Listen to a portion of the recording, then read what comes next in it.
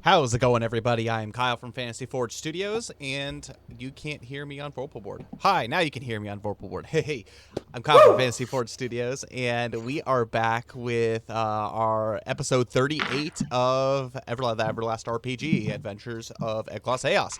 And we are joined by three of our players today. Unfortunately, we are without Belbin, and we are without Thordane, but we are here with high hearts and hopeful spirits. They're in the port town of Folden Rock, and they are currently in the search for Aldridge Monteblair, the holder of the Sky Key. But before we get into that in too much detail, Dane has some information for you to be able to share. Yeah, so I mean, it's been a little while since we have Everlast. I know last session got canceled, so it's been about a month since we've actually had Everlast itself, which is kind of crazy to think. But just a reminder to everyone, every time we do stream Everlast from 12 p.m. Mountain Daylight Time to 12 p.m. Mountain Daylight Time from Saturday to Sunday for a 24-hour period, all Everlast-related merch, whether that's like our desk mat or just clothing, t-shirts, all that kind of stuff is at a discounted price in our merch store. So consider checking that out, especially if you've been wanting some Everlast merch. It's pretty significant off. Like, it's luckily by moving over to Printify as our supplier, we're able to give you guys a little bit more of a discount. But yeah, if you've been wanting to get some Everlast merch and you just like, I can't afford it right now, every single time we stream Everlast for a 24-hour period during that time, all of our Everlast merch will be on sale. Also check out Everlast Coffee. I have an answer. Does that include the coffee, or is coffee separate? Coffee separate, since that's through Roastify. However, if we get 10 orders a month of the coffee, and that's just like 10 individual orders. I'm not talking about like 10 people buying 20 bags. I'm talking about 10 people buying one bag kind of thing. If we get 10 orders, we can actually decrease the price of the coffee. It's currently $20.99, but worth every penny. I'm currently drinking the Midnight Flaw Monolith decaf blend, and oh boy, is it delicious. So, about how many cups are in one bag? 12 ounces of ground coffee and or coffee beans. So you can make like 20 to 25 cups per coffee. If that, if more. I don't know, maybe 30. Depends When on is how the strong tea you are. coming? I know. I hope to do the tea at some point, but unfortunately right now that's not an option for us. That's fine. But the one thing that's really nice is the coffee is much better than what we saw at the Gilded Mass Tavern. Oh yeah. The Gilded Mass Tavern, Oh boy. it did its Disgusting. work on Luxalia. I don't know if Luxalia. I don't know if you were here during that. Was I drunk? I forgot. No, you were you drunk? No, he had. I the mean, that's poops. what Belbin said. He had the poops. Well, Belbin that's was because like- he's Belbin. That's right. Don't worry about You- her. She's drunk. She got the squirts, and so she I got the squirts? Is that why you excused me from the party? When I left? Yep. you had to Wow. go to the restroom. All right. You said you There's a wanted to blue try right- the coffee, and they said that it's been sitting on the warmer for a bit, and it's not great quality, and so they gave She it w- to you. She went to swab the deck. And from Yeah, this the poop day deck. forward, The- Luxalia didn't like the coffee. It was a clean restroom though, immaculate actually. In fact, Well, okay. But you're back with us, and you're hanging out with Princess Mila, so that's good. That's good. Yeah. She's cool. She's a cool bean. coffee bean. But- All right. Okay, cool. I'm glad that we got that. So make sure to check out the merch. Get yourself some sweet Everlast threads. Okay, They have this really is actually cool. discontinued, but Well, it's still cool. that's okay. But there's a number of really cool designs. Personally, I got for myself one of these nice, kind of like sports fit shirts, which here in Japan, for those who don't know, in the summertime it gets very hot and very sweaty. This Don't helps. lie to me. No, I'm telling you. Whether you're in Japan or Florida, sometimes having a little bit of some protection from your sweaty self is always good. So we have that. We also have just regular cotton tees and whatnot that you can get. It is for those on maybe in the southern hemisphere. We do have some winter kind of gear, hoodies, sweatshirts, all that kind of. By fun the stuff. way, I don't know if anyone's seen the new hoodie design's really sweet. So we don't have the character hoodies anymore. The character hoodies are kind of like right now still trying to figure out how to do that. However, we have the normal Everlast hoodie. It comes in all the different colors of the characters. So the colors are of the characters that are part of it. And on the back has a quote from the Guardian Historia, which is pretty sweet. So Nice. Make sure to Yeah. check that out. But super pretty cool. duper cool. We got all kinds of stuff for you. But without further ado, let's go ahead and introduce our players, at least the players that we have. Starting with Zil. Hello, I am Zil. Well, I am Max. I play Zil. And Zil is accompanied by his trustful, is that a word? Trusty. Trusty. There we go. Trusty companion Waffle the rat. No, he's a mouse. Waffle the mouse. Waffle the Rat. Might as well be a rat. I am struggling, apparently. He's a street rat, but he's a mouse. Street rat. Waffle the mouse. Zil is a blacksmith extraordinaire. He is a defeater of archdemons, claimer of wings. He is a wrestler galore. He is a debater of dragons, and his most crowning name, the Teapot of Madness. Zil has a lot of names. How this happened, I don't know. But he is a orphan from Helix who is on a goal to both save the world, defeat Malvish, and defend those he loves from the forces of evil, and become the world's best blacksmith, which he used to his advantage to get awesome new armor. Armor that he didn't craft. I know it's a little sad, but it's better. It is better. Awesome. Our next player is Luxalia. Wow. Hi, guys. My name is Cole, and I play Luxalia of the Silverwood, a foxy feline lady who saves lives and loves Alomnia and has dark past Oh. of Oh. She's a legend. escapades. God Do we bless get to find this out at some of point? escapades, maybe, and licentiousness and envy and mystery.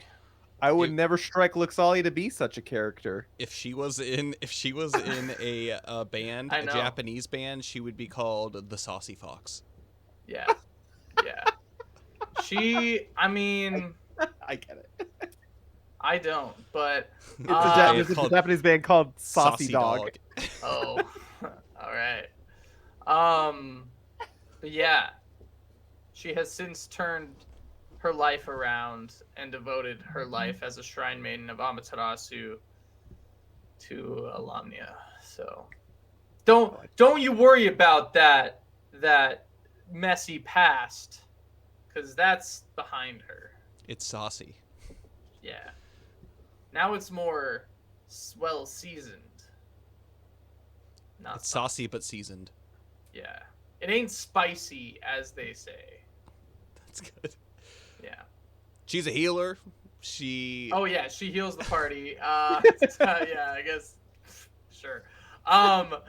Yeah, she heals the party, keeps people alive, and knows some mana arts. Not magic, because that's bad in Evil. this world. Yeah. But mana arts. And she has lots of tails. Sometimes there's 3, sometimes there's 9. Just depends on how holy she's feeling, you know? When was the last time she's had 9? Maybe she's never been there. I don't know.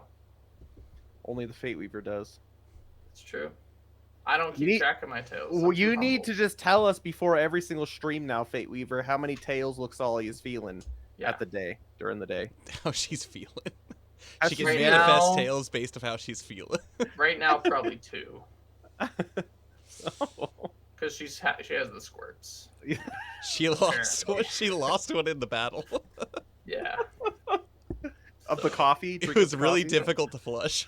And she didn't know if she liked coffee, and now she really doesn't. It's her least favorite drink of all time. She's had bad coffee. Yeah, She's golden got good mask coffee. Mm. Don't worry, we don't Anyways. sell that at Coffee of the Realm.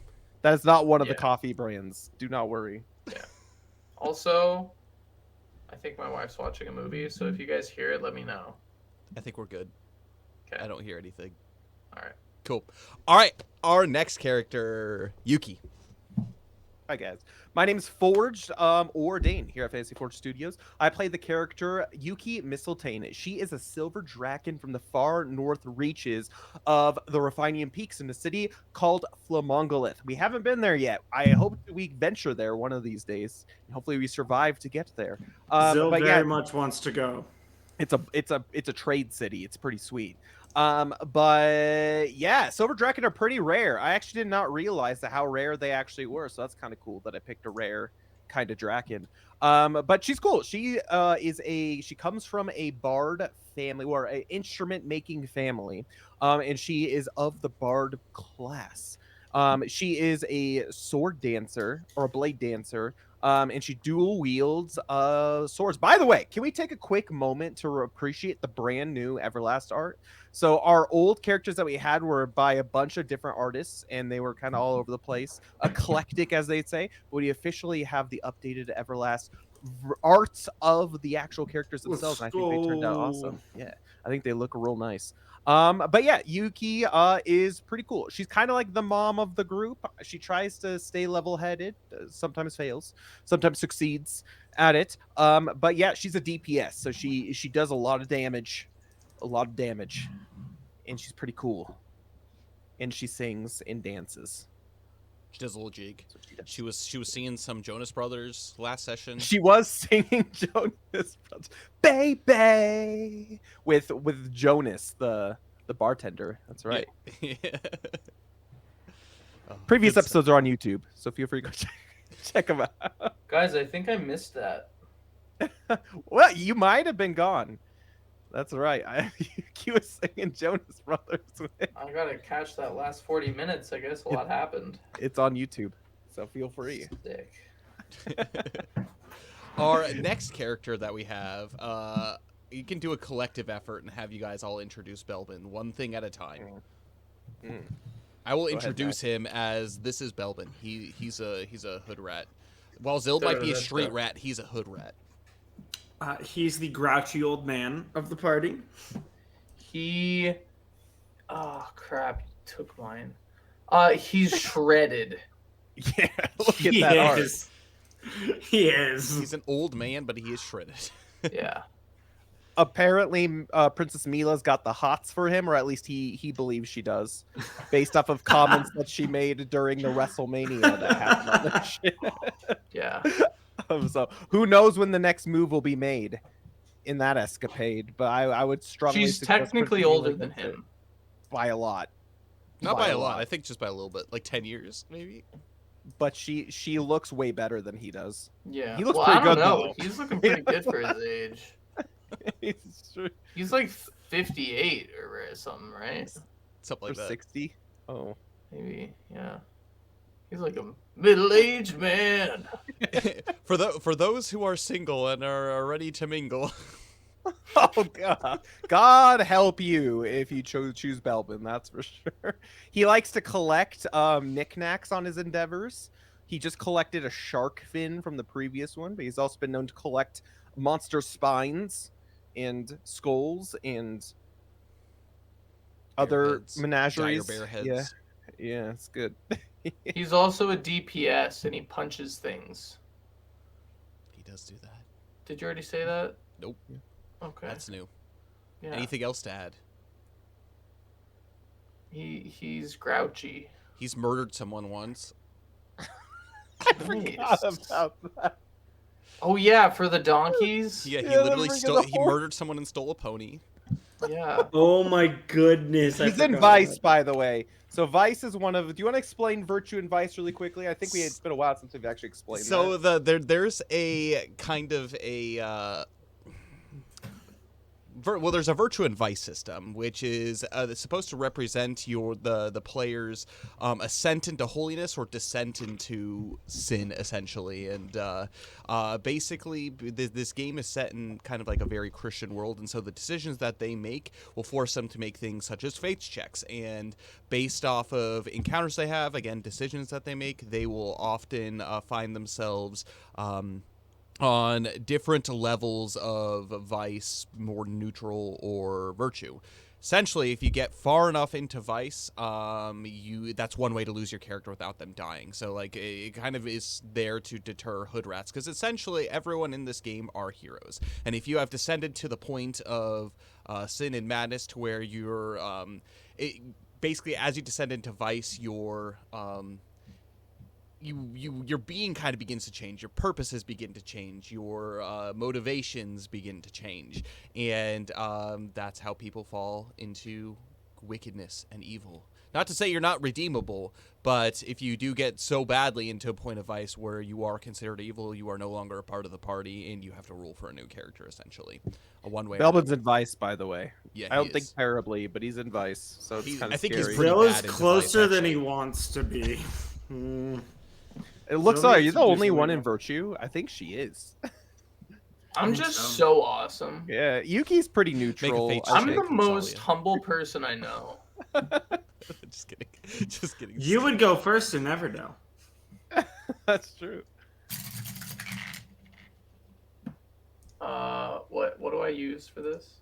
That's your faith. That's a faith survival check. Let's go. Talk about min-maxing. Faith. 16. You're good. You are the humblest person you know. You're just preaching truth at this point. I know. I'm humble and I know it. That's not even the right song. It's Yeah. good though. That's good. Yeah, it was. Was You're it? That was- referencing I'm sexy and I know it, right? I thought that was Party Rock Anthem. I'm sexy and I know it. Dun, dun, dun, dun, dun. Maybe it. Maybe it's both. Weird. It's the same. Anyways, Anyways, our Thordane, last speaking of character, sexy, and I know it. Mr. Thordane Mafariel. We'll go back to the same thing as what we did. Oh, All good. of you can have a turn introducing bits and pieces of Thordane. I'm not in his crotch this time. Thordane is a mysterious elf who is often mistaken for a dark elf. Yes. True. He is a man of science and the captain of the ship. He we play him as a man of science, but we don't really know much about him. He's currently going through a character building phase, I think. Yeah. Where he's trying to discover discovering himself. He's discovering himself. He's been through different phases, Yeah. though. He's been through a lot. He's got on a a journey talking- of self-discovery. He's got a talking sword, though, so that's pretty sweet. Oh, yeah. He's also a and he's two-time rich. WrestleMania champion. That's true. That's true. He's also really rich, and recently he's been feeling very generous to the party, which has been nice. He also grew out his hair. A bit. Well, to be fair, his previous art wasn't the best moment. Yeah. Just No now, offense to the last artist who did the art, but his last art, like his hair, that was something, a little point of contention for me at the very beginning. It was nice and kind of slicked just back and evil looking. Smirk.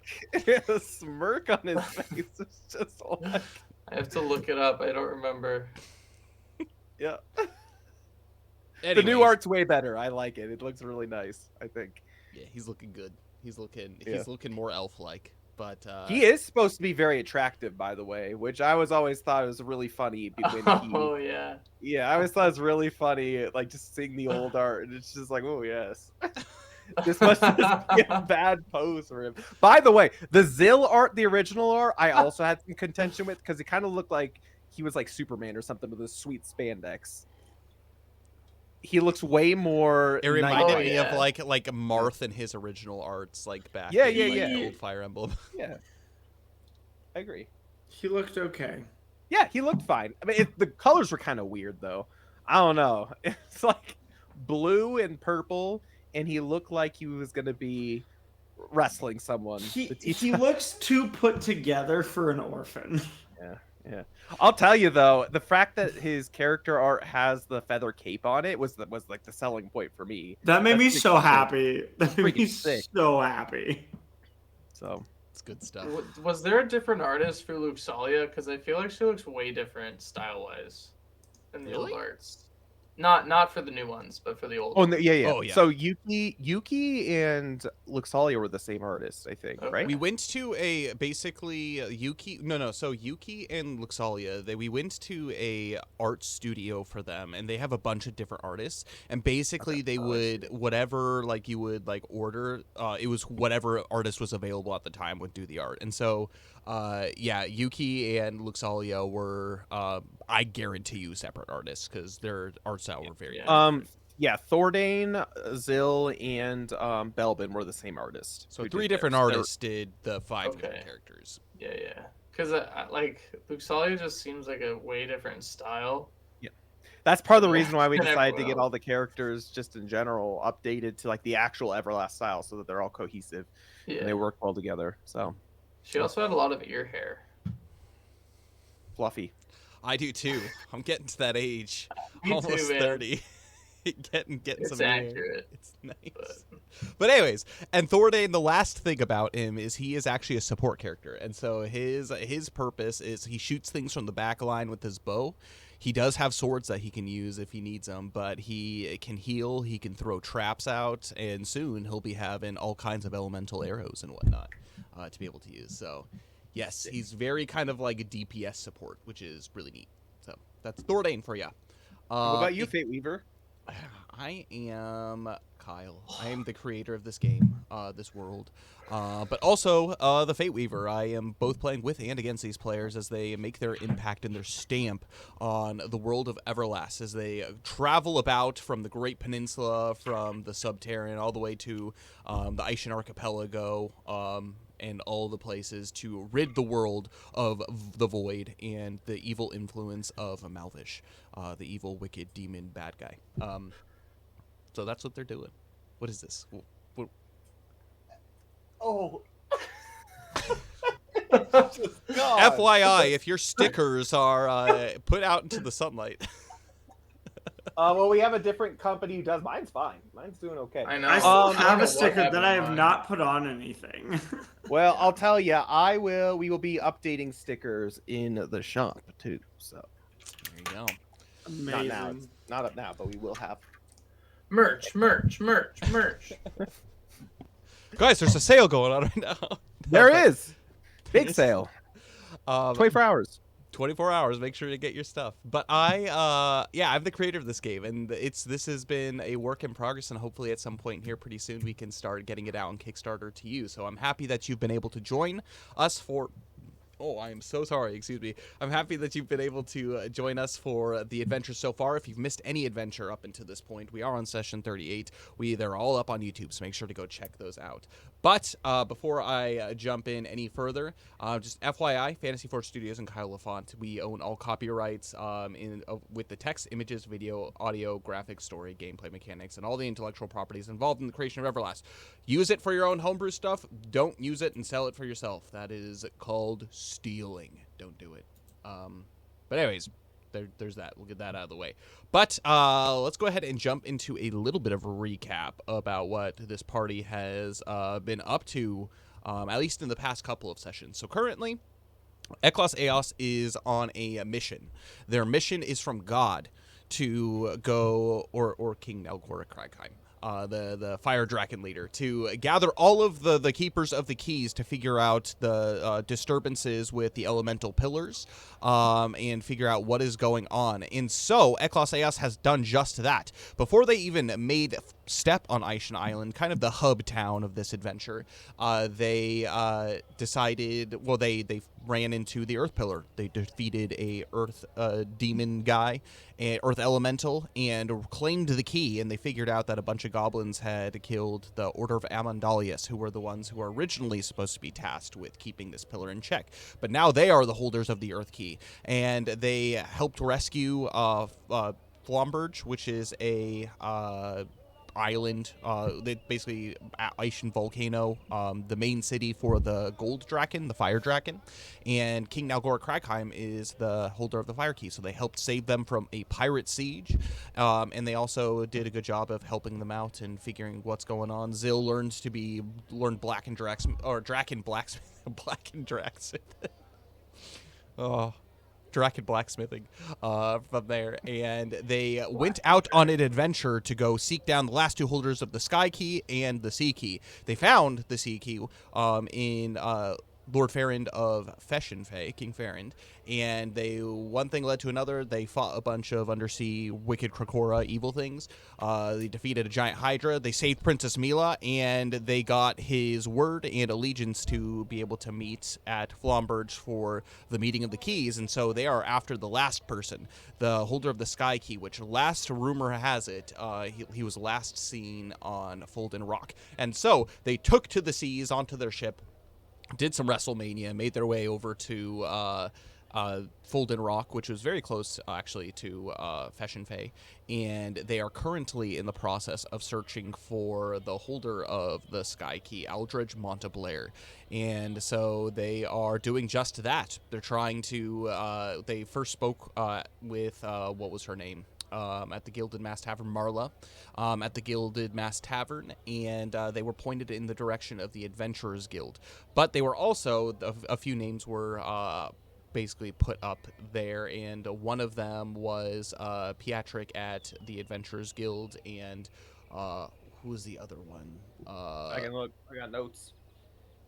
The The main guy, Old Man Carrick, Thaddeus.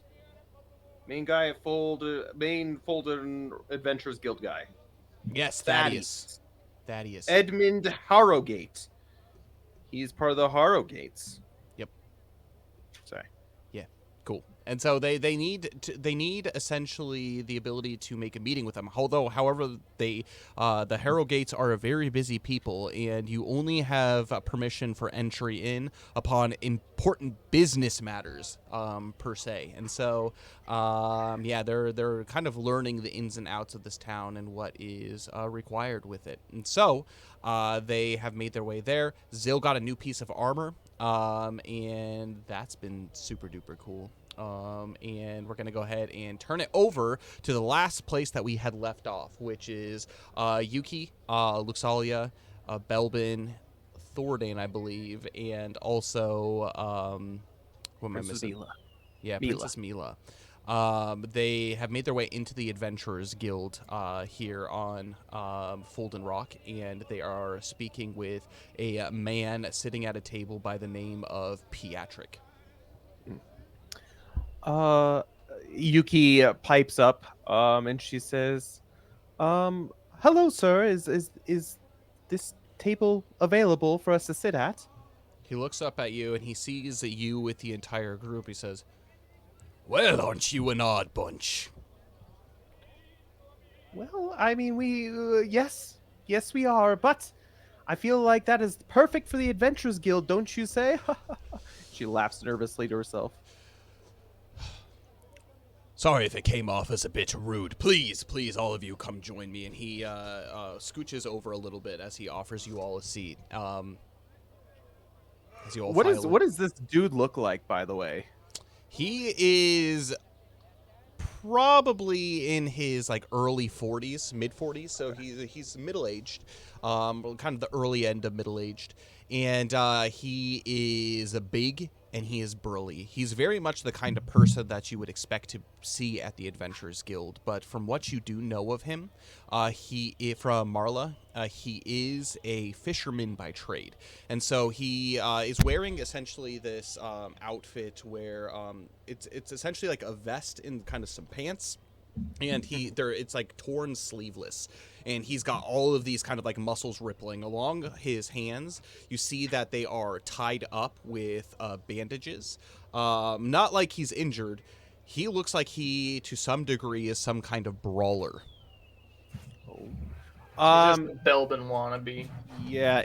Can Yuki make like an insight? We don't have insight, but like some sort of check to see if he's like trustworthy? Make a focus skill check for me. I think Belbin just goes up and is like, my guy. Oh, well, that's a nat 16, so he doesn't from From looking at him, he seems to actually his demeanor is very welcoming. He looks intimidating and kind of daunting, but probably because it's the time that you've spent with Belbin. This guy is you feel immediate sense of comfort from him as he invites you to sit at the table and kind of put in. It's basically one of those tables that have kind of like the wrap around like booth. So you all begin to file in, and he looks to be friendly to a degree. There doesn't seem to be any hint of sketchiness, but he says, "What's the usual drinks?" Well, we just had really bad coffee at the Gildan Mass Tavern. They have better. You went there for coffee, did you? Well, we've been on the sea for a while, so just need some caffeine. Does the Adventurers Guild have better coffee or tea? We have enough. We're not necessarily a decked out full tavern or anything here. By the way, you seem to know who I am. I'm Piatrick. It's good to meet you. And he holds out his hand to all of you to shake each of your hands. And as he does so, in turn, he grips, and he has this a very firm grip, but it's not squeezing to the point of like, ow, it hurts.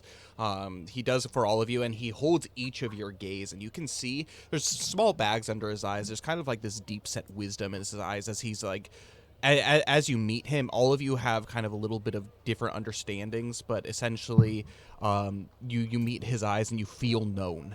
It's a weird sensation as he shakes each of your hands and he kind of takes it in. The name is Piatrick. Well, we are Eclaas. I'm assuming we give our each individual names as well. But we are Eclaas, and we are actually we're on a mission from Lord Nalgoric Cragheim of Aishan Island. I don't know if you've heard of us before, but we've been all over the Great Peninsula, and we've made our way to Aishan Island, and now we're in the midst of another adventure of sorts, some may say. So what brings you to Fulden Rock? The coffee. If you've only tried the Gilded Mass Tavern's coffee. Oh. Tell me, you didn't just have it. They fresh brew it, and he puts like the air quotes, every morning, apparently. Master Jonas over at the Gilded Mass Tavern, he hasn't quite perfected the roasting methods of, well, let's just say of the Feshin Fey Elves, or perhaps Helix, or even all the way over to Cascade. There's all kinds of different brews, and he just goes on and talks all about the coffee of the realms. It's a nice light roast with some citrus notes. That sounds quite delightful. I didn't know your folk enjoyed coffee. Perhaps that's why you're so short. Anymore. Anymore? What do you mean anymore? Well, I mean, I never tried it until today, and well, I don't like it. I'm sorry for your loss. To my tea, thank you. Well, yeah. I mean, I would like some coffee. Actually, from Flamongolith, we specialize in decaffeinated coffee because it's a trader city, and people need their sleep up there. But that's all aside. We were given your name by an old lady. Marla. Her name is Marla at the. She wasn't that old. Tavern. Oh, a lady. By Marla. She seemed very trustworthy, and she knew everyone in the city. And she said to meet you down by the docks. However, we didn't see you down there. Ah, yes. Well, after my morning fishing sessions, I usually tend to come here. Not necessarily for the drinks particularly, but for the company. As you look around, you see a number of different people. They all very much look like adventurers. They have an assortment of weapons, that kind of stuff that is equipped on them. They all look to be from very different walks of life. From your first experience of stepping foot into Fulden Rock, most people here tend to be either traders or sailors. However, the general vibe here is different. As you can hear kind of in the background, people telling lively stories of their gallivanting throughout the regions of Everlast. What brings them here? Who knows? But they are here, and they are building camaraderie, forming parties to a degree. The men, you can see actually a couple people standing up with drinks in hand, going over and viewing the essentially the mission board of the Adventurers Guild. I'm gonna have at least Luxalia and Yuki. I'm gonna have the two of you make wisdom skill checks for me. Where's Belbin during this? He's there. He's 17. at the table. Okay. Should he make a skill check? What do you want Belbin to be doing at this moment? Is he just sitting there politely, listening to everything, or is he, Did you just ask if Belbin was being polite? I don't know. All I heard was a my guy, earlier. He's probably chilling, but like kind of paying attention, kind of looking around like, how can I make this work for me? I'm gonna have him make a wisdom skill check for me as well. For a different reason. Okay, Yuki and Luxalia, what were your results? Go ahead, Luxalia. What stat are we rolling again? Wisdom. So wisdom is under mind. I got a 17. I got a First roll of the night. That one. Hey, I got a 2. That's beautiful. Luxalia, as you're looking around, you're more focused on the conversation that's at hand. If anything, you can tell that Princess Mila, she's looking completely like a fish out of water. She still has her kind of cloak over her head, her hood up, and she's looking kind of like side to side as if like this is something completely new. But she doesn't look frightened by any means, but she just looks curious. Yuki, as you look around and you see, as you're kind of taken into the general environment, you see that there is this quest board. The quest board, you see that there's a few people that are going over there. One person actually rips one of the kind of like wanted signs off, and you overhear them saying, "Aye, seems like they've been having a lot of trouble with thieves lately." And he begins to, and he takes it over to the kind of like the front desk area, and he hands it over to Thaddeus, and he's like, "Tell me, what do you know about this guy?" And as he begins pointing over, but you see that there are like 4 different signs there, and one of them that catches your attention is an extraordinarily large bounty that is on this, and you can see that the bounty itself is 1,000 EP. Oh my gosh! Do I know who it is? I can't read the name or over You here? can with the check that you did. You see Azaledoom on there. Terror of the Seas. No. Just say no. We found him, so we should get the bounty. Belvin chimes in. Wanted. Very dead. 1,000 EP? EP. It's A not EC. 1,000? 1,000 EP. Not just a nice. You're underpaying for that one. That one's a terror. A terror. Of the sea. Yeah. We responsible for the deaths. that day. Of our entire crew. And of No, our crew was fine. Oh yeah, of all of our passengers. Yeah, And menial crew without names. yeah, the nameless crew. the red shirts. Yeah, they are all them. Well, Yuki takes that in and like thinks to herself, and she says, "Huh. So it looks like the Adventurers Guild works just like it does in all the other cities. We visited the Adventurers Guild in Helix, actually. Also Port Grandium when we made our way through there, speaking to Pietric and the rest of them." He kind of leans back and he chuckles and he's like, "Oh, did you now? Helix, you said. That means you've met the guild master himself. Emmerich, perhaps?" Emmerich! I like Emmerich. He seems like he knows what's up. Hightower Elf, that's correct. Yes. He is, let's just say he's not only a legend in the Great Peninsula, but he is a legend worldwide. His exploits of heroism and, well, uniting those that are downcast and downtrodden. He's more or less of a war hero. Well, I don't know.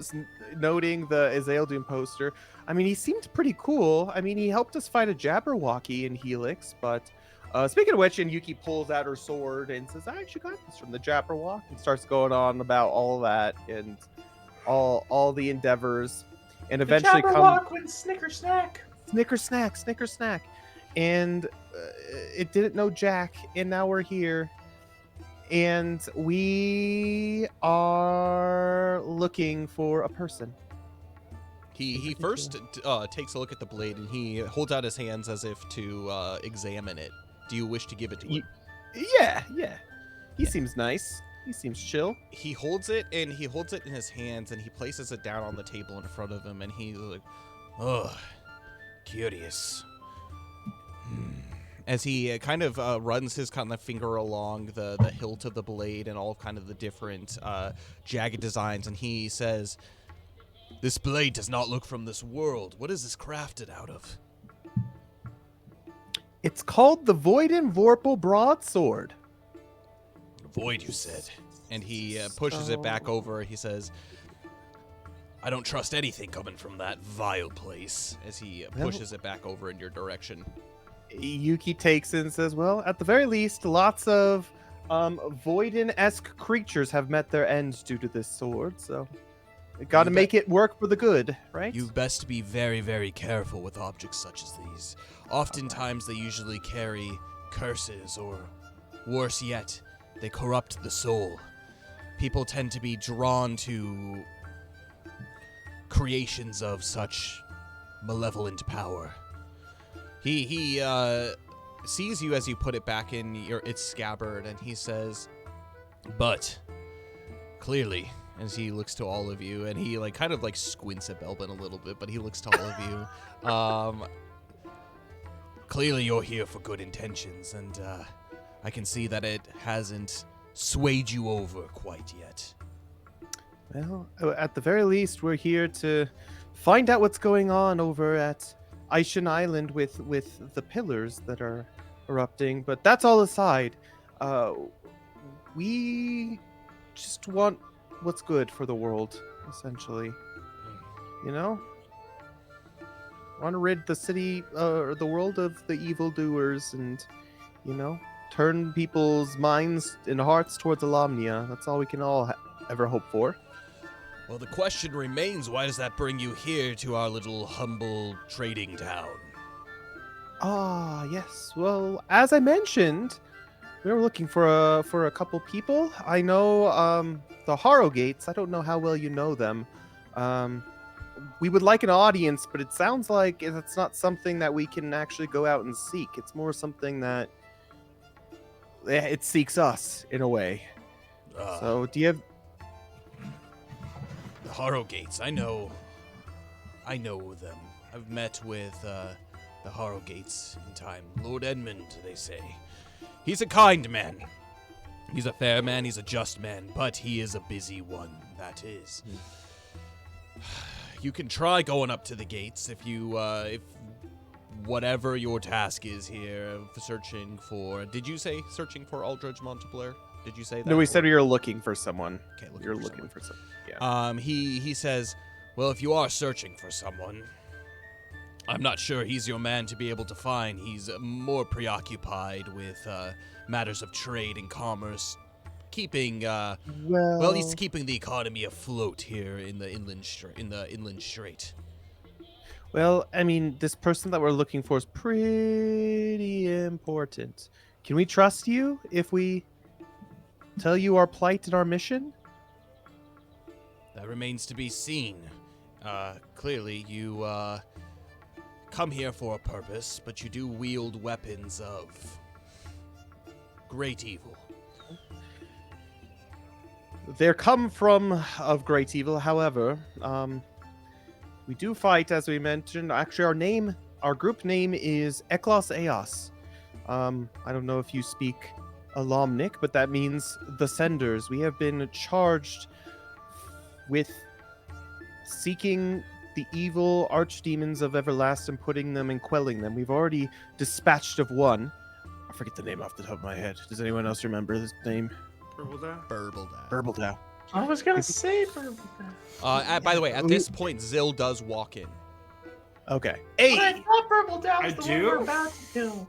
All right, I'm killing. No, that's I'm killing Lalafi. next time. Lalafi. Did somebody say Burbledow?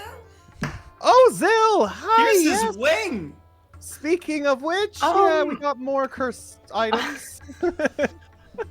I want you to know, Sir Pediatrics, that... Gesundheit. Patrick. No. This The is doctor of the children. I want you to know that I am a shrine maiden of Amaterasu, and our intentions are pure, even though our weapons may not be. I don't know what Amatsu Huwatsits is, but there's something about you. There's something about you that is... that I do know. Yes.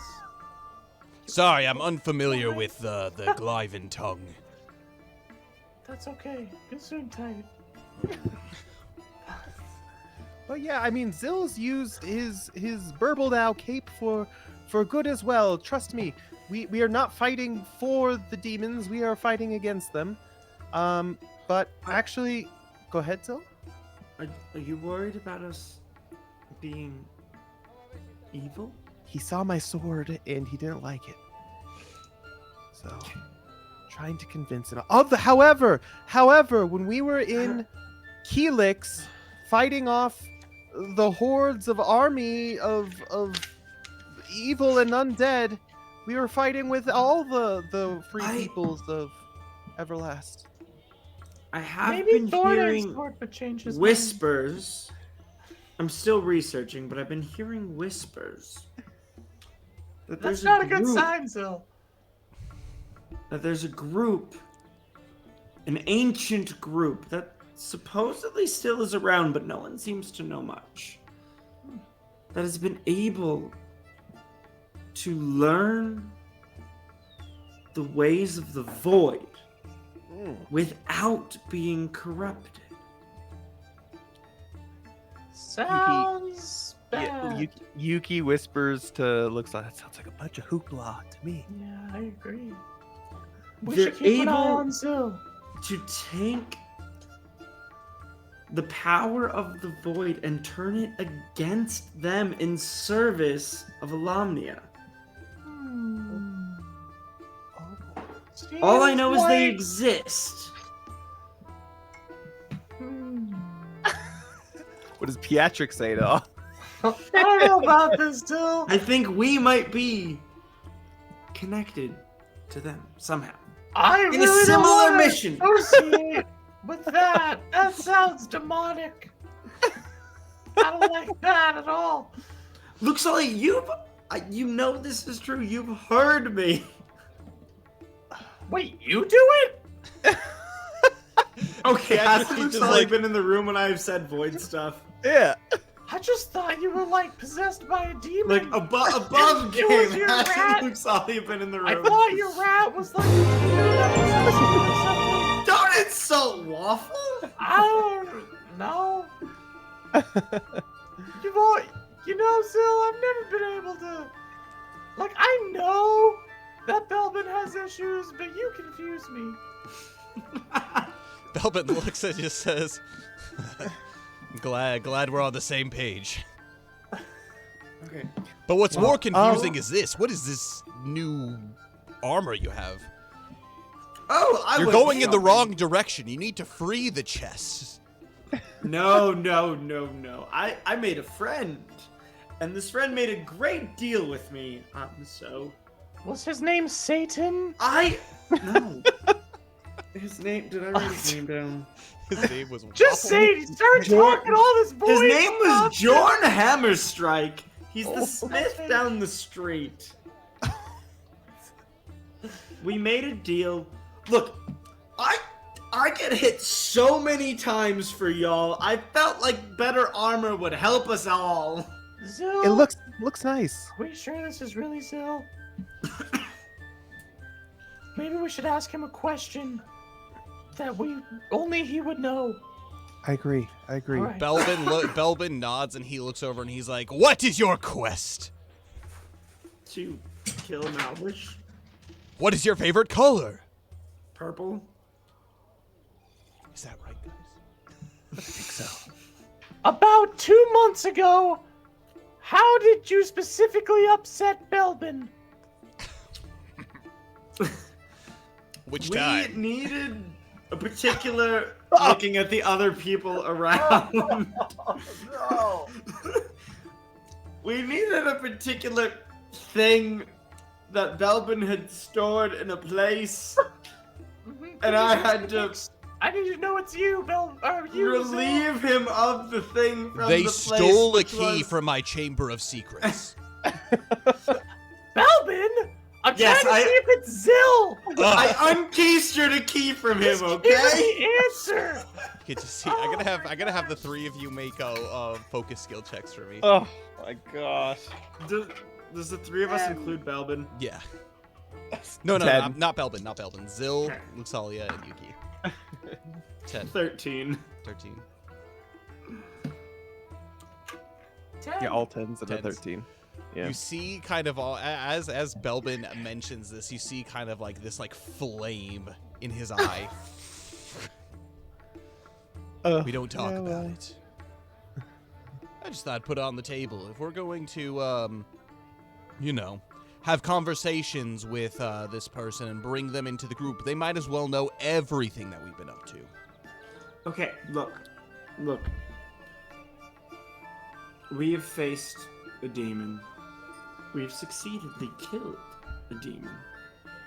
We have faced the henchmen of another demon. We're still trying to find them. I Don't think. we have like a letter from the king We do. that we could just show him? Yuki takes out the decree. It's it over. Might make it easier. Psychiatric. From ye royal halls of King Nalgoric Crageye.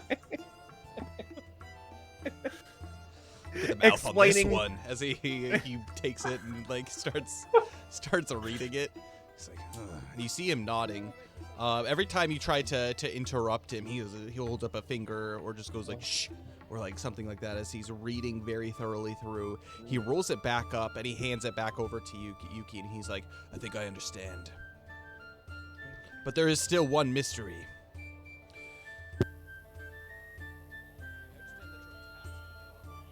Why? We can't hear you? Yeah. Oh, how about now? Oh, okay. That was weird. This has been happening lately. I don't understand it. But I see that you are tasked with hunting down these keys. Clearly, you are of much importance.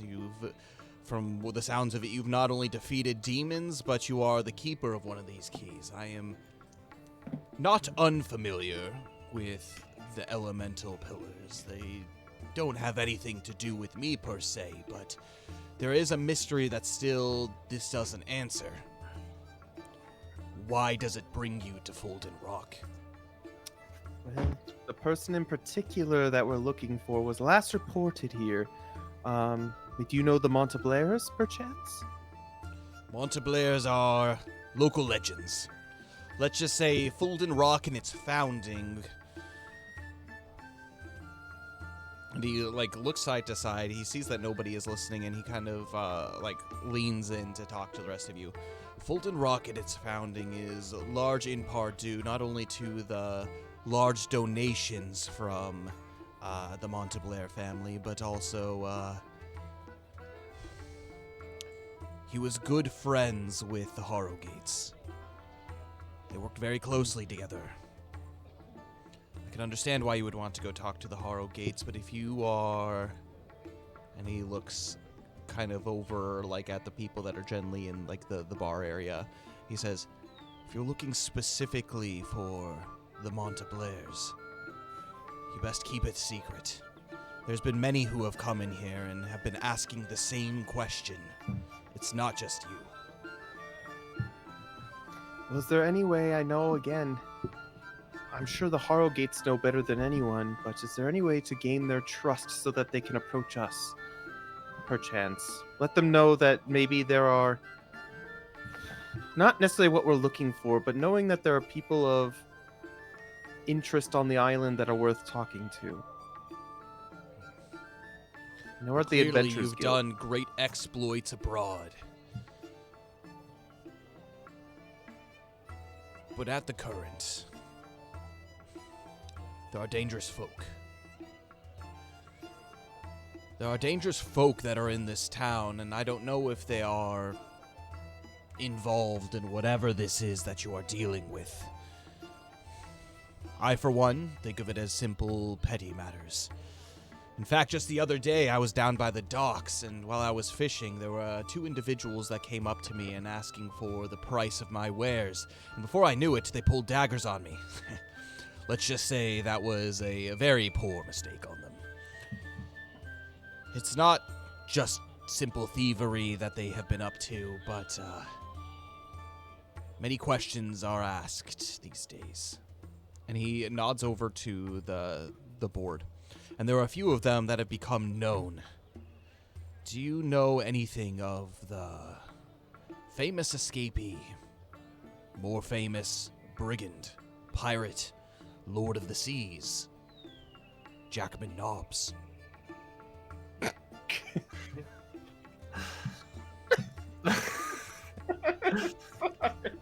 Nope. Never heard of him. Oh, is he somewhat of a? is You okay, Yuki?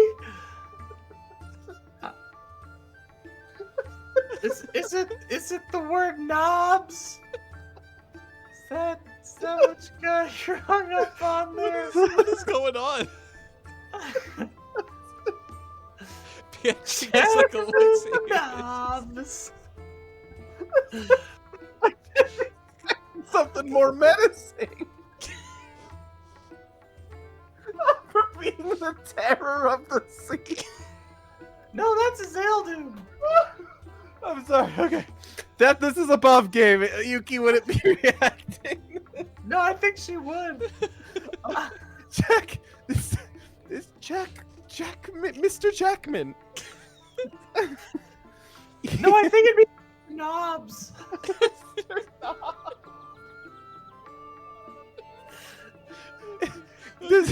Would bringing justice to this Sir Knobs, obviously be for the United? benefit. Sir is far too gracious of a title for a criminal of his stature. What about Captain Knobs? That would be factually correct. Is he behind the thievery and bad goings on of this island? Would bringing justice to him help seek more answers to the case?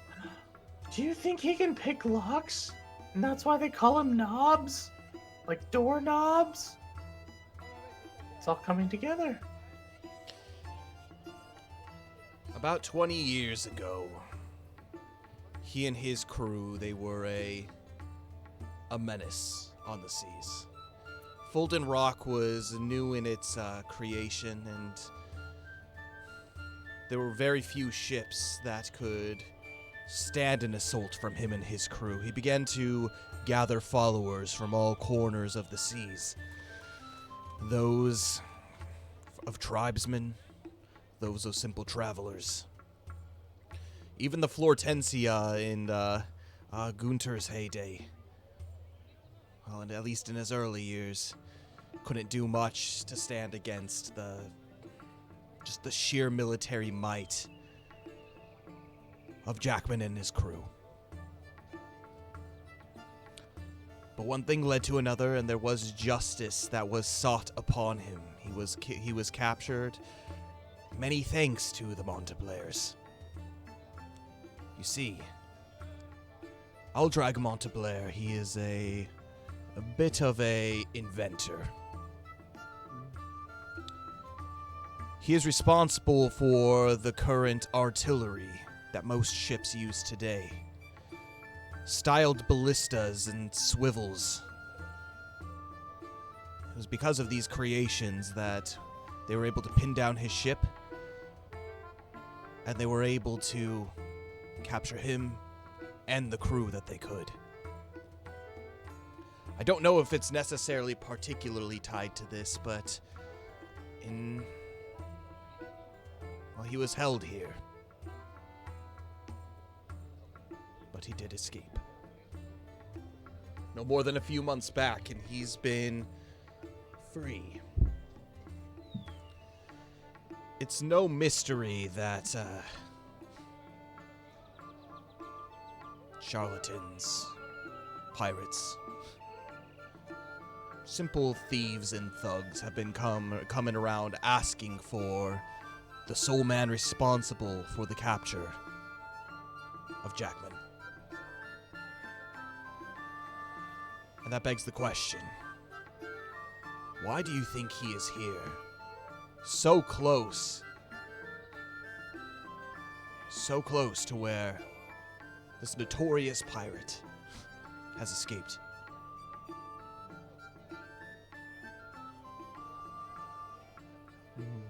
That is the question.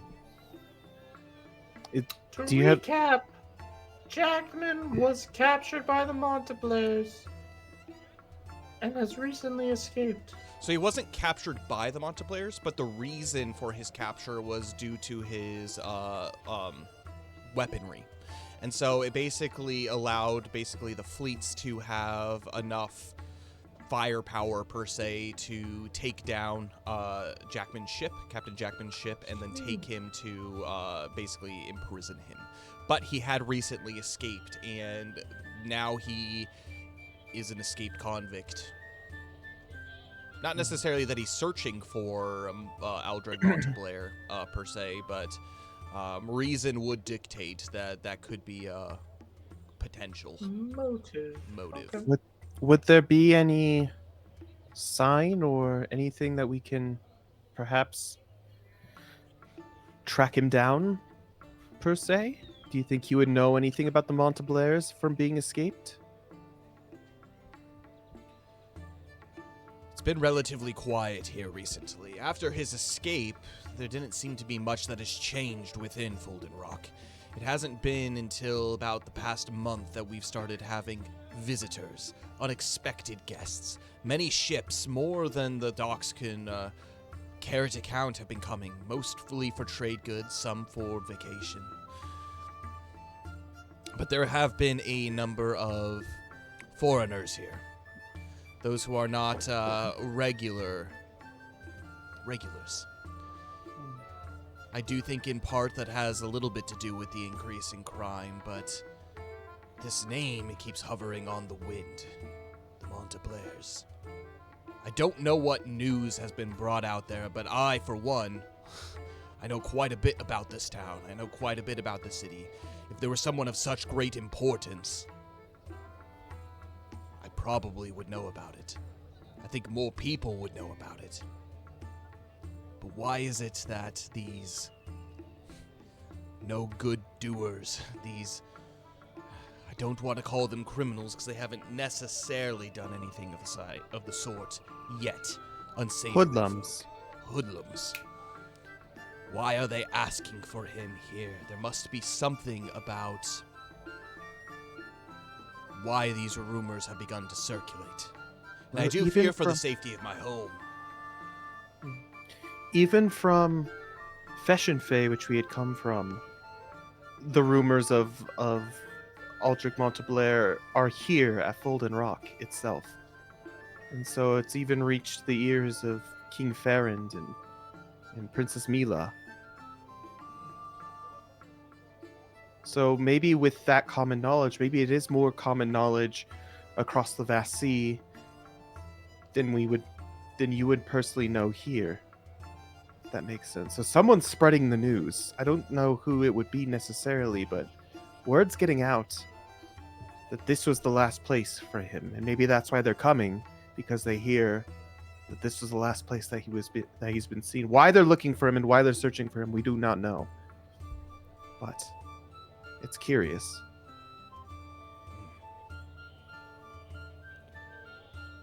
I don't know how I can be of much help in this. It seems you know more information than I, but he points over to the quest board. Mm-hmm. I'm sure there's nothing that some telltale criminals would know. Most of them are wanted, dead or alive. They might be willing to squawk if you were able to get your hands on one of them. Melvin! Yeah, Your time to shine, buddy!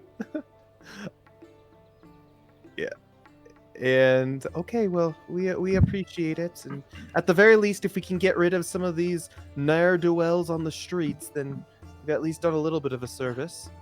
How connected are the orphans to all of this? Interesting question. There have been a fair amount of recruits, I do have to say, amongst the younger folk of this town. We actually didn't have much of a problem of these orphans per se. This is a relatively new, well-to-do, established town. The fact that orphans could have gone here is beyond me. My assumption is they're not orphans after all, but more escapees from their previous lives. with the potential of bounties, information. There are plenty of wealthy people here in this town. Perhaps they find that maybe they are with parents, but they find that their new orphan status could help lead them to a better life. Okay. But that isn't to say that I haven't seen my fair share of younglings walking to and fro and about. And he thinks for a moment and he says, "Are you relatively new here?"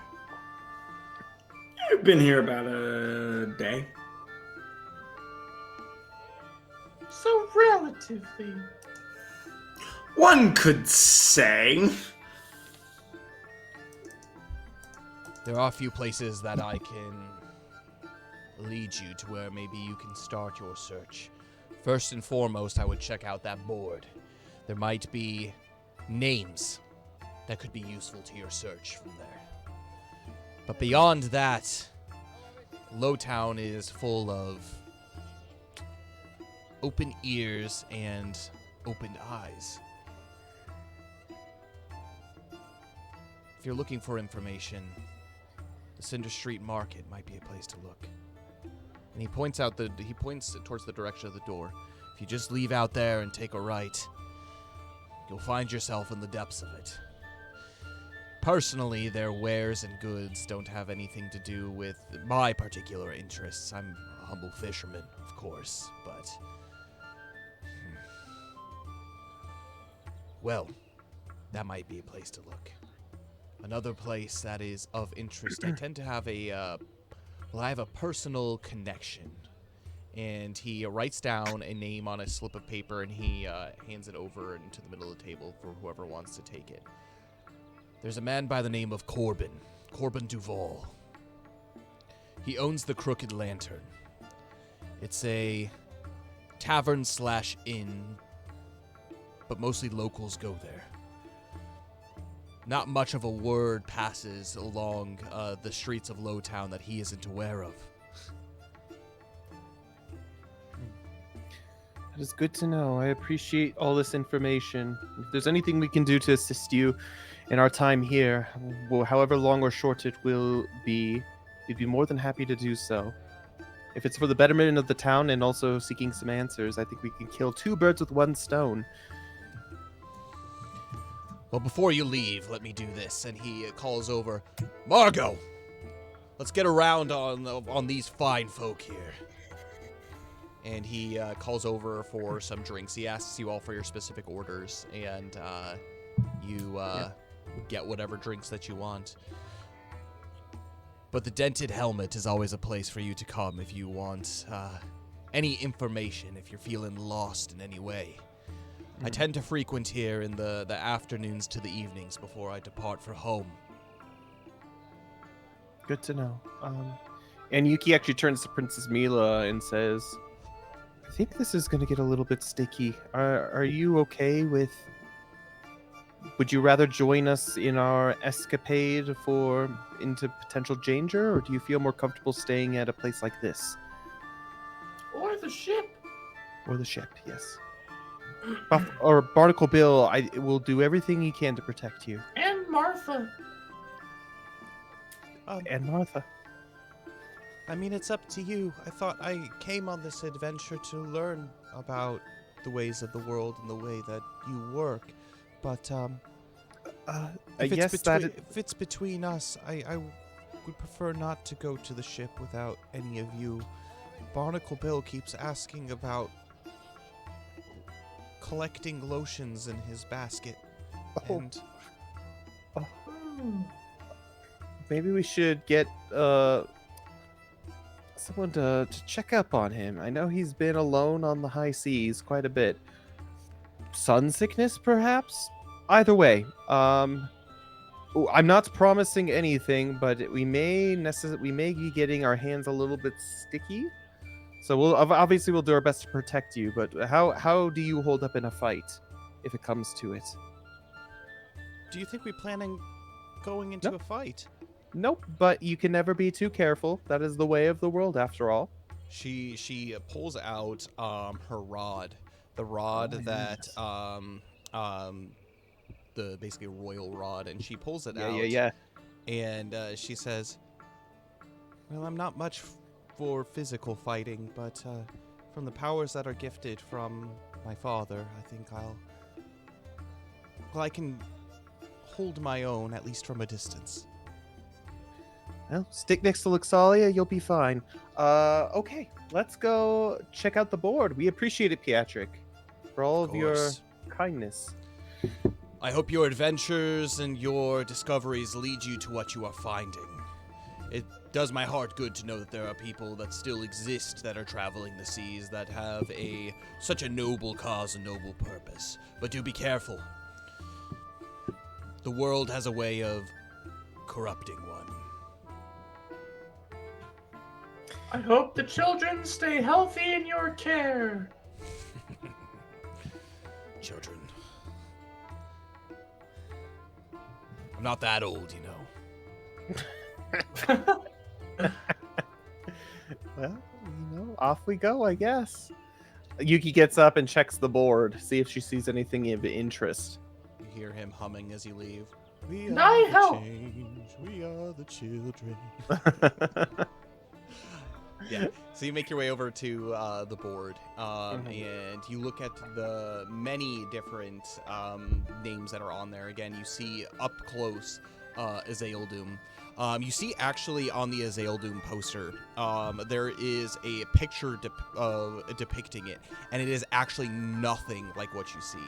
What you've seen. You actually see what looks to be some kind of like undersea dragon of some kind with large wings that sprout out and basically this elongated snout as opposed to a sea serpent. Whoever put this up has no idea what this thing actually Yuki looks like. takes it off of the board and actually goes up to the person who gives the quests and kind of is like, I don't mean to be a bother. However, this Azael-Doom portrayal is wrong. I think it's false advertising for people to look for something that they don't necessarily know what it looks like. That Thaddeus, he as you give it to him, he's like, "Oh, let me take a look there." Well, he Yeah, is a Yuki terror, isn't he? Isn't that what dragons are, terrors?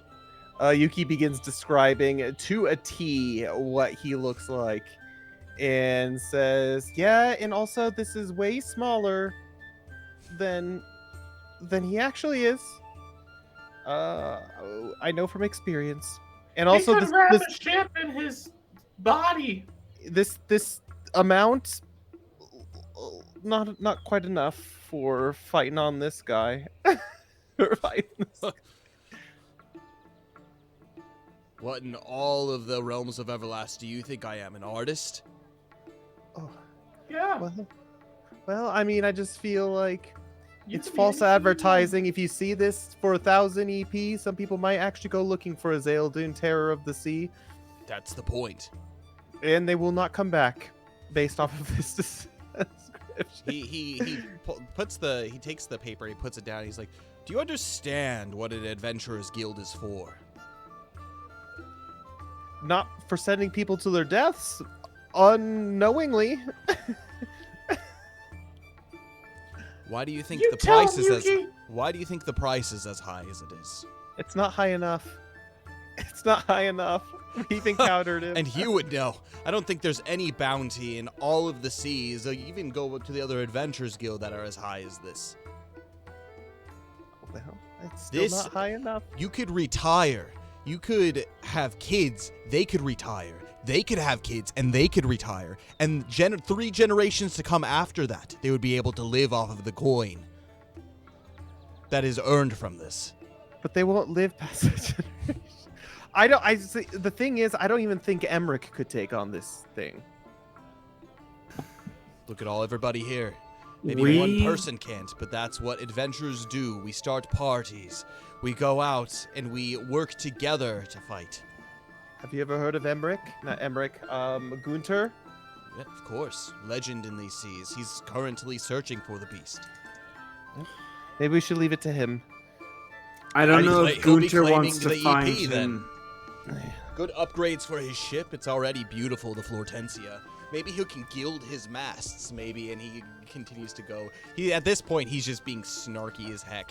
As he's just talking, he's like, come here when you're actually serious about taking on some of these, because there are many people who are willing to pay a hefty penny for some of these to be done.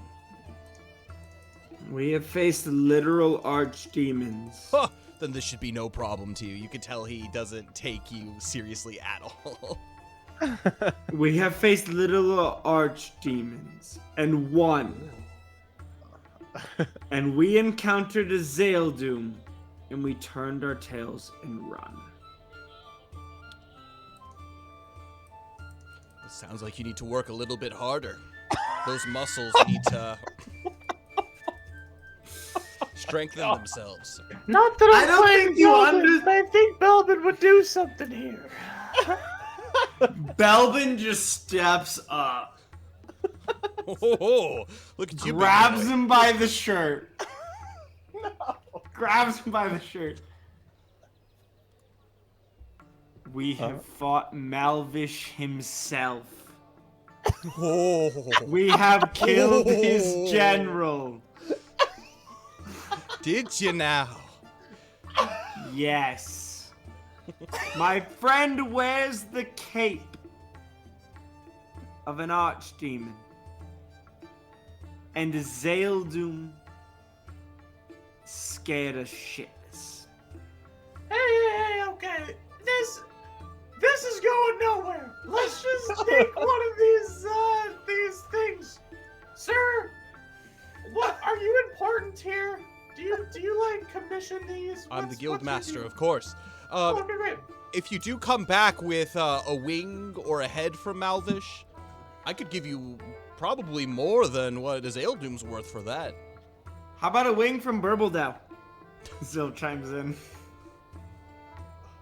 You think I believe that as he looks at like this like wing that is just like hanging on your back?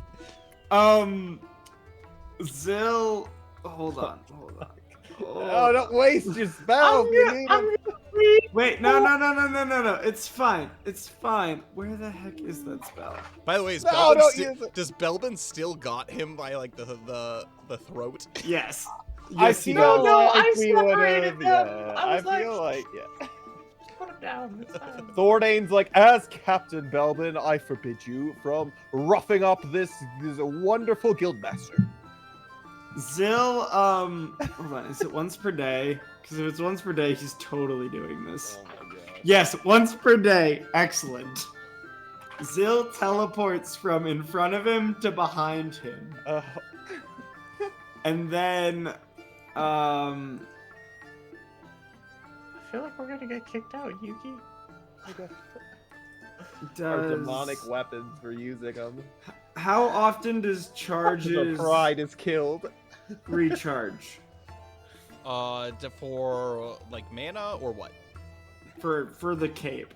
The cape? It basically the charges for the feathers or the Yeah. teleporting. The feathers. Isn't that a adventure rest, a haven rest thing? think it might be. Teleports once per day, but the feathered missiles is just... Yeah, I think it's a haven rest, and so at the end you have to take a rest at like a haven location. Okay. For that. So Zil just teleports from in front of him to behind him. And just goes, boo. You think this cape is a joke? He grabs you by the collar and he pulls you close to him. He's like, "You hear me? You better not be trouncing around using any kind of void and magics here. You hear me? No, you go. You're gonna find your face on that board one of these days." And he like lets you go. Not to say it We wasn't got impressive. this from purifying the void. I get the point. The general Phil. populace doesn't take kindly to acts of magic, mana, whatever it is. Most of the adventurers that come around here don't have the ability or the items to be able to do so. I might believe you if you say you've defeated archdemons. Listen to me. I'm listening. We do have the items. We do have the abilities. And we ran from Azaledoom. You are sending people to their death. I'm just saying, this is going nowhere. Can we just, like, move on and pick a quest? Are you good? Sorry. I think the point is we also were told that we probably shouldn't show our valuable items here just in case. However, we were talking. Yeah, it's all good. We were talking with Pietrick, and he said that we should take a look at the boards to help rid some of the hoodlums from Folden Rock. We're here for help. That's what we're here for. Any that you recommend? Well, if you're not in the mood for this one, and he walks over and he pins it back up to and it's just kind of been like the dragon's been crossed off, and it's kind of like some like weird worm thing has been. It's Trogdor essentially. Yeah, basically, it's been crossed off. Sweet arm. Some say he was a man. No, wait, a dragon man. Yeah. But you make your way over to the board, and he's like, any of these? There are a few criminals here that have been, rumored to be doing precarious things. Couple famous ones, couple newcomers.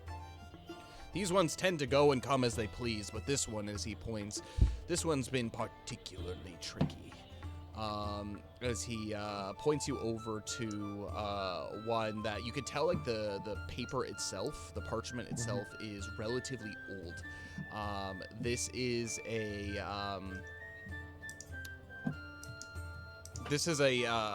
hunt that has been made up, a task that has been made up quite some time ago. And you see a name printed on the top of the paper, Rollo Beaumont. What can you tell us about this Rollo Beaumont fellow? Rollo was a notorious criminal who has spent much of his life pirating.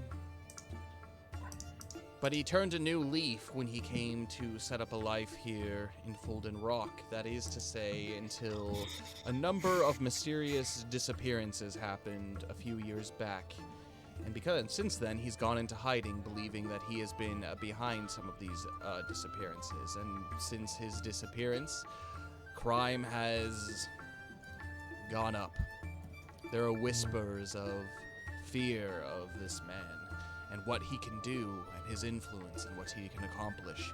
We've sent many an adventurer off who have claimed that they can bring him back, but not a hair has been turned up, no whisper has been brought to his particular location of where he is. But one thing is for sure, he is still here on the island. We've captured many of his loyal comrades.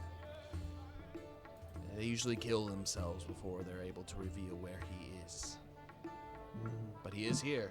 And you see that there is essentially the bounty on it is 600 EC.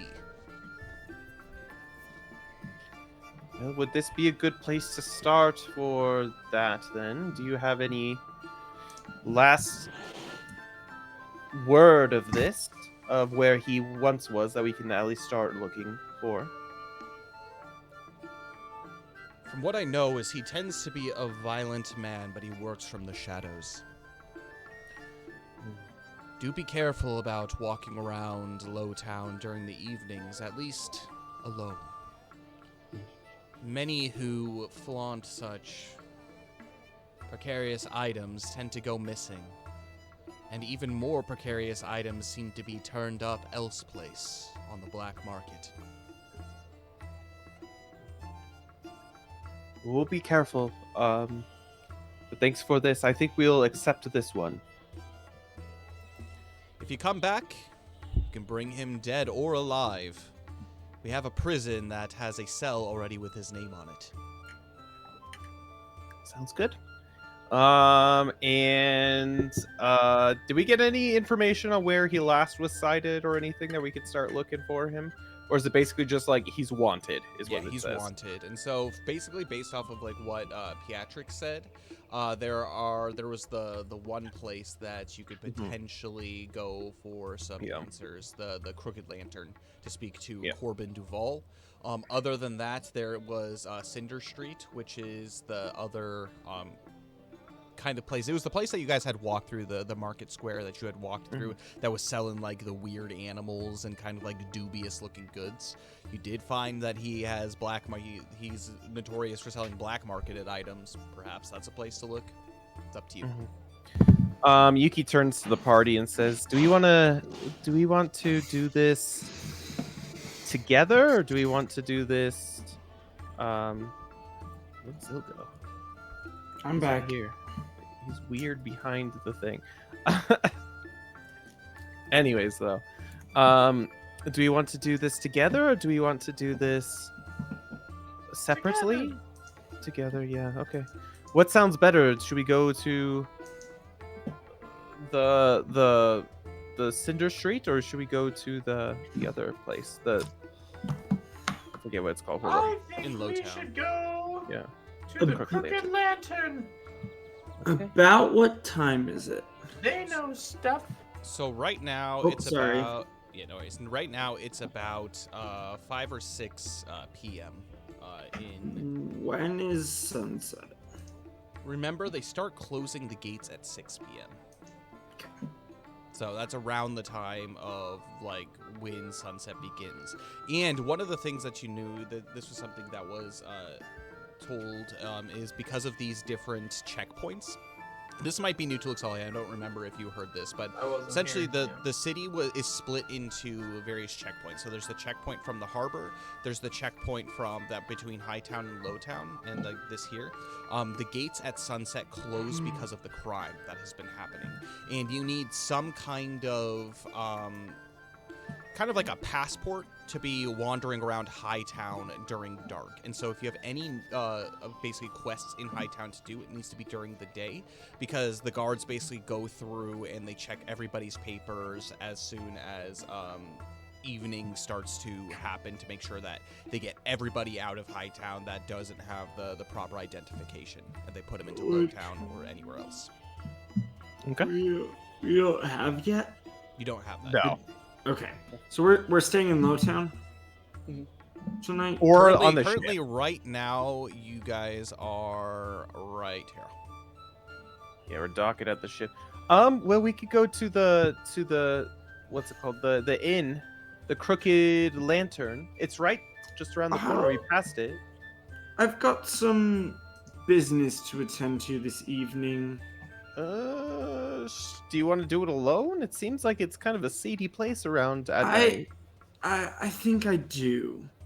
The business I ran off to do earlier wasn't completed. Had to wait till later, so I need to return to it. So why sus? Yeah. What? What's your errand? Just speak frankly with us. Generally in towns, the street rats are one of the most reliable and easily persuaded sources of information. I feel like if you're gonna be going to do that, you should at least bring Belbin or someone with you. Belbin smiles. I don't trust based off of what's been seeing that you'd be alone. I mean, I know you can take it, but what if someone steals your cape? What if someone like Oh, they won't steal Stabs you in the thigh. well, I mean, you're thick, but you don't necessarily hit super hard. They could cut your hamstring. Belbin could punch him in the Yuki. kidney. Yuki, You could lose a toenail. the people I'm looking for, I think, I like to think, I could be wrong, but I like to think I present an imposing enough figure to You're only 5'4", man. ward off any physical take threatening. threats. I guess, yeah. The- Maybe. Morgan's the wrestling champion. No. The people I'm looking to engage and employ are the children. Oh, I think that's illegal. They're oft overlooked, and because they're oft overlooked, they know more than you think they would. okay. Well, if you trust yourself, And that's how I grew up. I speak their language. I see. I'm Common? hoping. Voiden, or that weird language that comes out of your mouth sometimes. Yeah. No. I mean, okay, they speak common, but not what I'm saying. Oh. I see. I get it. I I get it. understand how they work, Yeah. I see. and I'm hoping to put the children of Folden Rock to our advantage. We might have to pay them. They don't do anything for free because, frankly, their lives depend on it. Just don't do anything that's gonna get yourself put in jail either. So what you're saying is you want to pay the children to tell you money. To tell you information. Yes, I'm hoping specifically to find Rickett. Break it. If they have other information, great, but I'm specifically hoping to have them help me find Rickett. Who is And Rick? Remind me. I don't remember. I know we're trying to find him. Oh, he's one of the other guys, Pietrick Yes. and Rickett. Yeah. Yeah, he's one of the other Yeah, guys yeah. that we're looking for. Yeah, he's Yeah. like at the Rat's Way. Like there's like an informant essentially by the name of Rickett. Rickett. Oh, he's got the Ricketts. I remember that. So, Yeah. Look. I speak the Okay. language. I think I can get them to trust me. Okay. Well, But maybe what we still, should this- do then I'll go is, or Zill, go by yourself, but maybe just Belbin can lurk in the shadows in case anything dicey happens. No, I'll go with Zill. You have to stay out of sight. These kids won't trust easy. They don't like religion. I that's will all. have to struggle. I'll Don't like go religion. incognito. This I is- know how to be a woman of the streets. If He you knows, Luke, he knows how to be Luxalia. saucy. Luxalia, Saucy no balls. offense. You hear If someone. these You kids- hear from the background. You know, by saying no offense, they're probably gonna be offended. That's okay. These kids, if they are who I think they are, Street rats. Have Don't- they Kids they in will mind? feel abandoned by the world, and mostly they will feel abandoned by Alumnia. Yeah. I'm not saying that's true, but this Yeah, is how you're they right. will I feel. can relate. Okay. That's literally my past. Give me Okay. 2 minutes. I'll be right there with you. If you think you can relate, but Oh yeah. Zill's afraid. It's okay, getting Zill.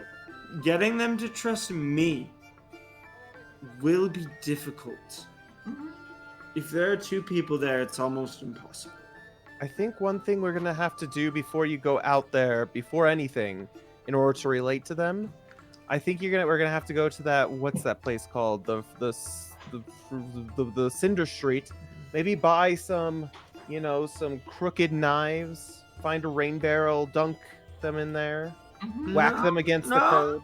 Just in case I- we get Yeah. some. If- popcorn. If handled properly, roughing them up won't.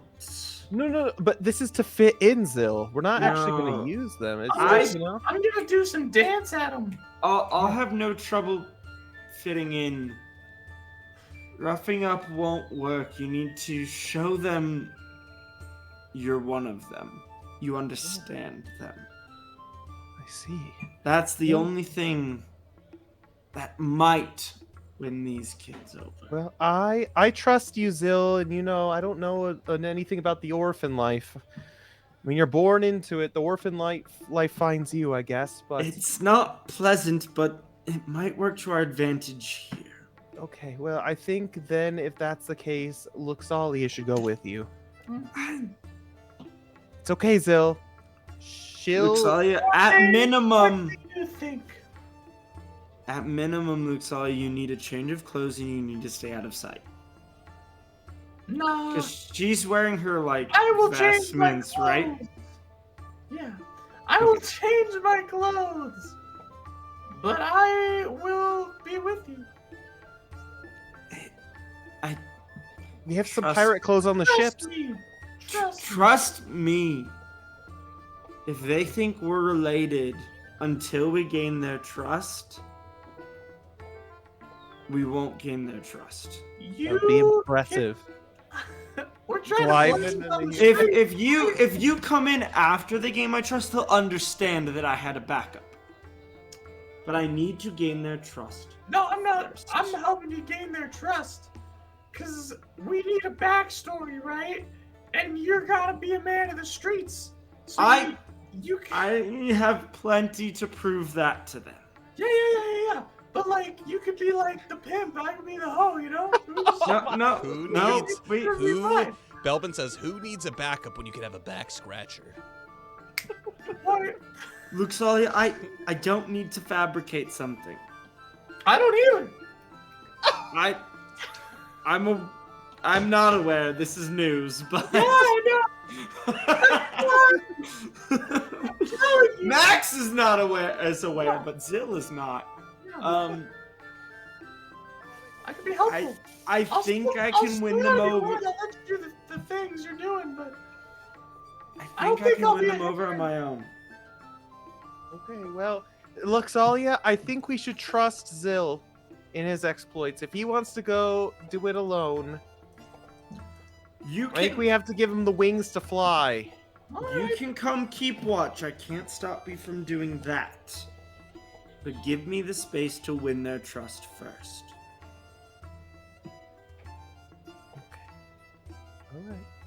All right. Well, if that's the case, I guess we'd be part here. Yeah. I'll And let you- Velvet lurk in the shadows. He's better at the stealth thing. I was actually Yeah. going to look for a bowling parlor. The other night, I almost hit 300. Wow! I didn't know you bowled, Velvet. Do you have a bowling ball that's like a skull? No, I have a bowling ball that has, and he is gonna pull out the shark fin. Well, I'm soon to have a bowling ball. That will Oh my have goodness. some shark fin in it. You're not gonna make a soup out of it? You know, I guess because it's it's probably gross. I think this is kind of old. As you see, it's kind of like decrepit. Does this surprise you, Luxalia? I feel like bowling's the perfect hobby for an old guy, such That's as a good point. Belbin. But what about his arthritis? That's true. How do you Just think saying, How do you punch think a I've lot. built these muscles? How do you think I have Early- trained myself to be so dexterous? Early onset arthritis from all the punching. It's a thing. I'm pretty sure. I don't know. From I've met punching? plenty of gentlemen in my time who has had it. So From bowling or punching? punching. Not from bowling. He nods and he says, "You are the party healer." Yeah. Go bowl. Go bowl for some soup. He leaves the front. He leaves the front door. He's like, it's like, soup does sound pretty good. He leaves the front door and is just like, "Where's the bowling parlor?" As he begins just like walking down the street, like grabbing someone and pulling them in. He's like, "Do you know where the bowling parlor is?" And they run in fear. He's like, and he just continues on down the Sounds road. right. You see him disappear, All right. sauntering into the distance. Well, Luxalia, Princess Mila, Thordane, do we want to go to the Crooked Anvil? Not the Crooked Anvil, the Crooked Lantern? Yeah. Let's do It's it. right here. It's right Yeah. here. Let's go. You So depart let's saunter and that way. the sun has it's mid setting, and so it'll probably be dark within the next hour ish. But you saunter down the street. You do notice that even Lowtown, it is called Lowtown, but it is not like ghetto like Lowtown. It still looks pretty well kept, put together. All the construction looks relatively new. There are definitely some places that have like boarded up windows and that kind of stuff, but that's not super out of the ordinary. But you eventually make your way over by the checkpoint to go into Lowtown, and just to the left of it, as you begin facing the harbor, you see that there is this tavern. It is much smaller than the Gilded Mass and a little bit less inviting, but the door is open for patrons. We walk in. You do so. The talking here isn't necessarily joyous. It's more kind of like hushed whispers. You can hear a fire crackling in the fireplace in the far end, and you immediately are overcome with the scent of almost kind of like burning firewood, kind of like soot to a degree. It doesn't smell dirty, but it definitely smells like earthy. As you make your way in, you see that there are about 4 individuals in here, 3 of which are at one table together, and another one is behind the bar counter, and he seems to be currently basically cleaning a cup. Yuki goes up to the counter and says, "Hello, do you mind if we have a drink?" Don't mind at all. What you having? Yuki thinks to herself, "Do you have coffee, perchance?" See, I could probably brew some up. Ah, fresh coffee. I could use some. The coffee we've had around town has been really bad, so hopefully this is better. Don't tell me you've had it from the Gilded Mast. Oh boy, have we. Haven't we, Luxalia? I don't want to talk about it. Jonas has a thing or two to learn about. He said, fine. And he goes over and he pulls a bag off of the shelf, and he brings it over. As he pops it open, he's like, how does this smell? And he kind of puts the aroma in your nostril. Which blend is it?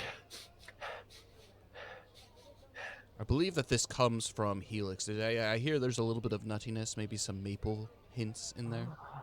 I see. Sounds delightful to me. Would this happen to be the blend that you're talking about? That's exactly the blend that I'm talking about. Wow. I've had it. It's actually really quite good. I will take one of these. And you? As he goes to each of you. I'll just take some tea. Are you peppermint Yeah, or like- Earl Grey? Probably peppermint. It's not technically tea, but it doesn't have caffeine, and it's getting late. Thornton getting says, late. I'll take a rum. Must be the Yahar, captain. Classic matey. captain! Yahar, ye mateys. And, peppermint for my female companion here. 2 teas, coffee, and a rum. And he calculates it all. That'll be 3 EC for all the drinks. And Thornton takes out of his pocket. Hold on a sec. Thornton, you're so generous. Yeah, 4 EC, you said? 3 EC? 3 EC. 3. Thornton hands him 5. Wow. Keep the change, my friend. He continues cleaning, and he says, you're new in town. Haven't seen your faces before. Yes, well, we are here on a simple vacation. We have been traveling the high seas, and it's been a while since we've been in civilization with such pleasant folks. Isn't that right? Yeah. Yeah, what would your name happen to be, my good sir? You can call me Corbin. Corbin Duval. Corbin.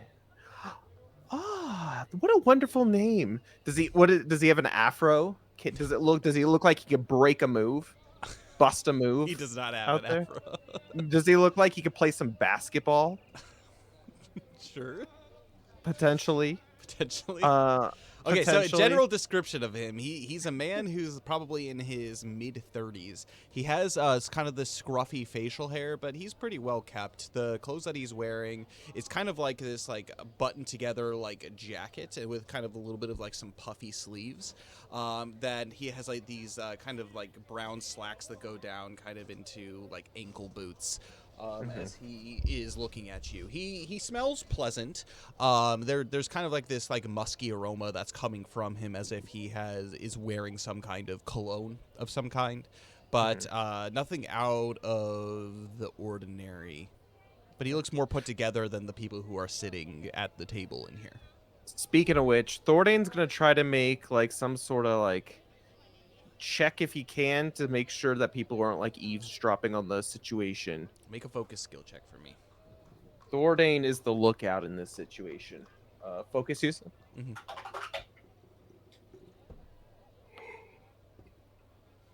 He's got pretty good focus. That's an 11. 11. All right, he's Yeah. keeping watch. Yeah. Just making sure. Inconspicuously to a degree. Mhm. He has his rum. Just drinking it.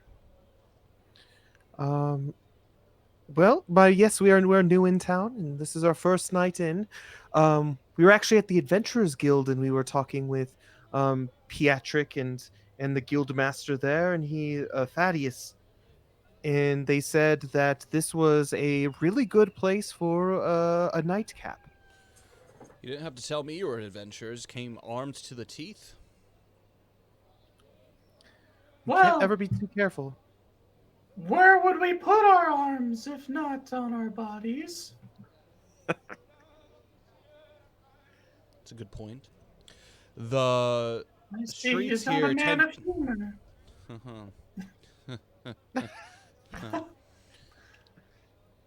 This guy's pleasant. I like it.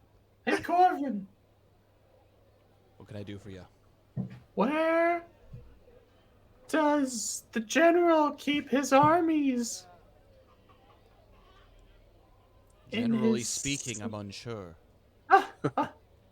In his sleeveys.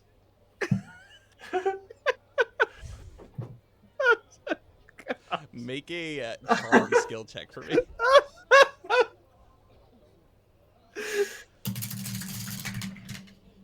That's like a solid 8 for me. I like it.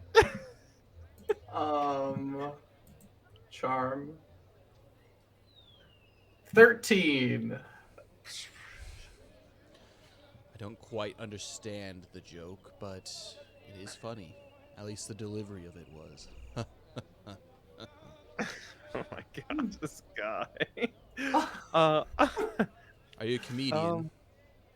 Adventurer, dabble. vacationer, comedian? I dabble. If you go look in that closet there, if you want to perform for the guests here, we might, that's fine. Never mind. Well, this I have guy's a so bench. weird. I have a bench. Mm-hmm. Don't have a stage, but you can push a table aside over there. Cool. Can you make some sort of like check to see if this dude's drunk or high or something? Because he keeps saying like, "Oh, never mind." Like he can't be bothered. Make a wisdom skill check for me. What kind of skill check? Wisdom. It's not good. That's a 7. Your feelings are genuine. That's average. 7's Yeah. average. Yeah. Yeah, Your a little feelings are less than genuine. average. Yeah. You don't hint any kind of like he's definitely not intoxicated by any Okay. means. But I'm so curious. it's difficult to tell whether he just like can't be bothered or if it's just his personality. Oh, I like it. He's unique. Well, you tell us about this town a bit. It's like it's our first night here, Corbin. I'm sure you know more about this town than anyone. Well, who do you know in this town? That can get you a lot of places. Well, we know Clearly, you've met Pietrick. Pietrick. You're an adventurer. Make sure you You've keep met- an eye out. Keep yourself safe. Marla? Stay away from Is that Rat's her name? Way. Ah, yes, Marla. She's a competitor.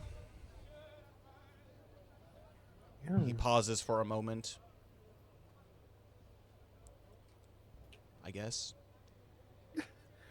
And obviously we've met the guy Jonas. Jonas. Yeah, I sang with him at the Known for a good cup of coffee. no, not so much. Ah, This you is do way have a better, sense by the of way. humor. It's This is imported, way that's better, why. by the way. Yeah, it's delicious. It's got like a hint of maple to it. It's a nice medium blend, my favorite. I spend an extra coin to get the good stuff. The difference between me and the Gilded Mast. And Thordane kind of smirks to himself and he's just like, that's why we tipped you well. And he continues to just kind of look over his shoulder and be like, making sure. Are you You know. okay? Do you have something wrong with your neck? Oh, being a captain has its stresses and, And he trails off and just continues to look over his shoulder. Well, drink up. You That'll know. help the pain. Yeah. But yeah, we know a fair amount of people. However, we heard that there's been a lot of crime around. This seems like such a lovely place that it surprises me that crime has been on the rise recently. You're flattering the wrong person. You understand that. Typically, those people who cause the crime tend to be my regular patrons. The rest of them tend to go to the Gilded Mast. Well,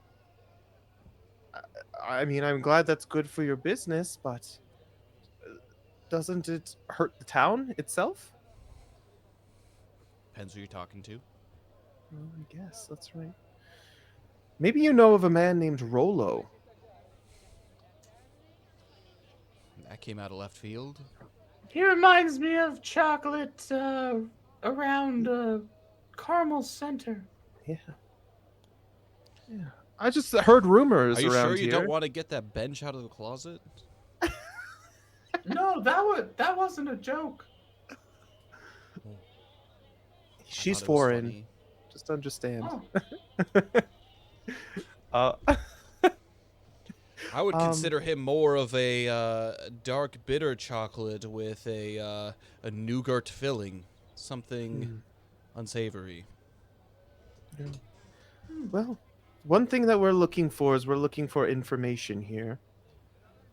Again, we're new to town, and we've heard lots of rumors going around that Rollo's the one who knows what's good.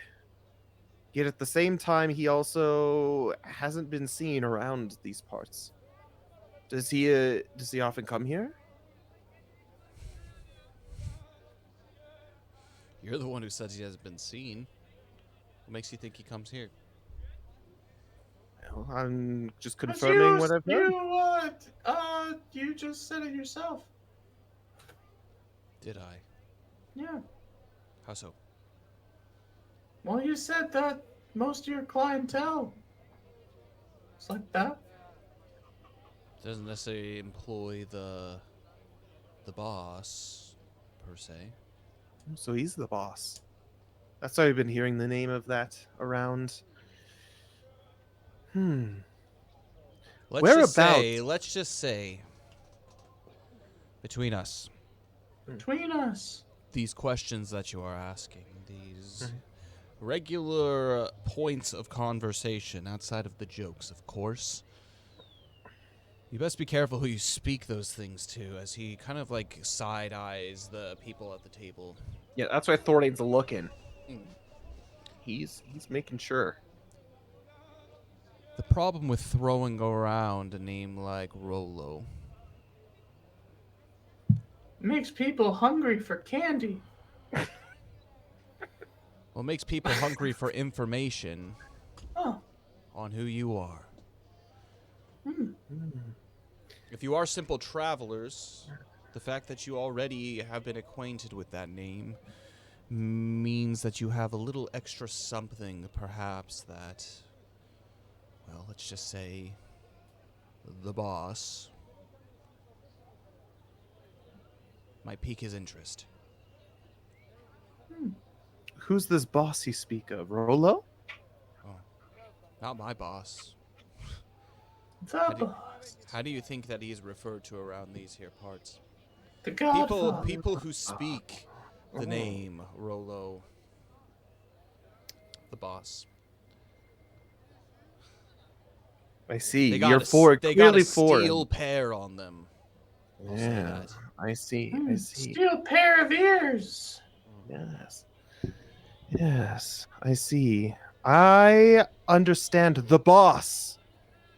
Does the boss What? have a daughter who's getting married soon? Not that I'm aware. Oh, just thought maybe like could humanize him.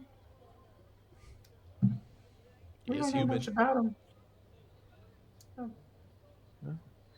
Well, the boss and his cohorts, you say, are regulars here, and Yuki kind of just like gestures towards that table and looks back at Corbin. I don't want you to cause any trouble. We won't. Please, just drink your drink. We will not cause trouble to your establishment, however.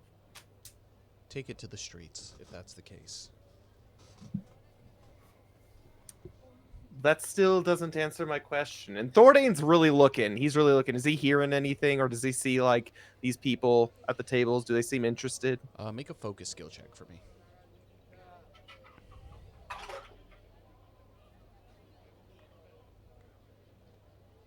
It's a 12. The one thing he does know is he's unsure exactly what they're saying. They're speaking in very, very hushed tones, but they don't seem to be preoccupied at all with anything you're saying. They don't care about your conversation with Rollo at all. Okay. What does he notice that they look like? Do they look like they mean trouble, or do they just look like normal They dudes? look like sailors, first and foremost. The clothes that they wear seems like they haven't been washed in quite a while. Some of like they carry daggers on their belts, but these look to be more like for cutting rope and like opening like sacks and like things like that. They seem to be kind of varying ages. There's one kind of younger one and two older gentlemen, and they look relatively gruffed and beaten, but definitely seafarers, that's for sure. With that, noticing that they're not necessarily looking like at or like paying attention to the conversation, Thornton turns back to Corbin and says, "This conversation bores me. Let's cut to the chase. Where can we find these people?" And Thornton hands over another 5 EC. Captain, my captain. And he puts his hand on the table and moves it over down to back behind. He puts it into a cloth and into his pocket. What do you want to know? Where do you want to find them? Information about them? Let's be clear. Whatever information that you find, however reliable, it doesn't come back to me, right? You don't want this affecting the business. Nope, not at all. It's just we are on a tight schedule, you see. And all of this beating around the bush gets us nowhere, and it makes it so no one trusts each other. As a captain, I have my word that nothing makes its way back to you. However, it is urgent, and we need to know where it's going. We were never here. And he hands over another EC.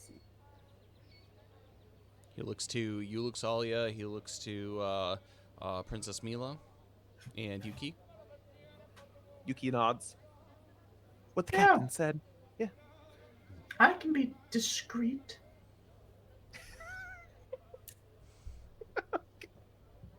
Why is that funny? Look, I just picture you standing there just being awkward, and then Princess Mila just dressed in like pirate wench garb, but like a straight back and like a princess. I'm just like, what is that? We're the opposite of discreet. Yeah, fair enough. I just think it's so funny. He says, Oh my gosh. well, he is hidden. There's not much information that I can do to give you on his precise location. However, how do you feel about candles? I like them. Especially the ones that smell good. Oh, back when I was at home back in Flamanga, she starts going into reminiscence. Yuki, no time. He just waits. Thordain slaps Yuki in the face and says, "You listen to your captain." And Yuki's just, Hey, Thorin, you may be the captain, but you are still a part of this team. You say you're sorry to your teammate. "This is not the time, Luxalia." I agree. Of course. There are ways to end it without violence. We got a couple more bar stools. Just push aside another table. Corner's still open for you. This guy. And hell is still open for you, mister. Luxalia, calm down. Do not disturb the man at his establishment. We're just going to be in and out. Do not worry. And Thordain says, "Well, if we cannot find..." And he leans at the boss. "Where can we find his cohort? And people who do know where he is?" Let's just say he likes candles perhaps more than anybody else in this town. Man of taste. I see. What scent in particular? He looks from side to side. Scent of soot and ash. And then he says nothing more. That's what it smells. Yuki's like, "That's what it smells like in here."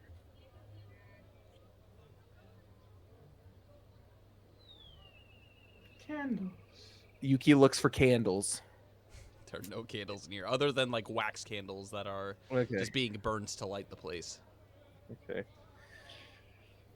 Well, good to know. Good to know.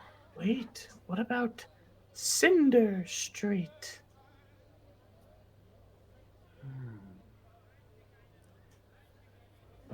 Why, it seems we have a pointing a direction. And Thordain's like, "Well, we best be off. Thank you for your service." And he walks out. He doesn't even wait He for says, "Come anyone back else. anytime." Okay, interesting. And Yuki will follow, I guess. And with that, we're gonna jump over to Zill. At this point, by the time that the group of you have left, the evening has fallen, and the street lights, the guards are coming through, and the street lights are being lit. Zill, as you wander, where are you going in particular? I'm going back to, was it Rat's Alley, I think it's called? Rat's Way. Rat's Way. And as I'm going over, Question: are you still like decked out in like all of like your gear, your armor, everything like that, or are you trying to be more inconspicuous? 'Cause I'm gonna have you make a stealth check if that's the case. I've If you I want haven't to do taken so. I haven't taken all my armor off. I'm not trying to like flash it, but I'm also not trying that hard to hide it. Mhm. But I do have a money pouch of, let's call it,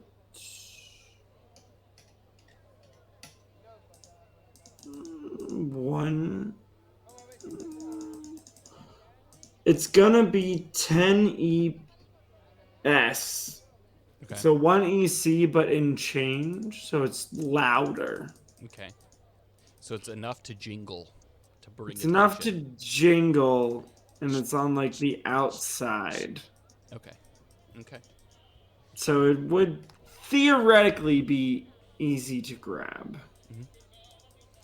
As you make your way back in the direction that you came down the alley into the Rat's Way, you're back in kind of like this like garbage area. There's like a small fountain that looks out of commission that's standing in the middle, and the people that are here are different. You can see that there are two gentlemen in particular. One of them is emptying a a barrel basically into the street, pressed up on the side of the house, and it looks like to be like all kinds of like fish carcasses and like that kind of stuff. And he continues on his way. And there's another person who is wrapped in a cloak that looks like they are shivering, sitting on the rim of the fountain. Okay.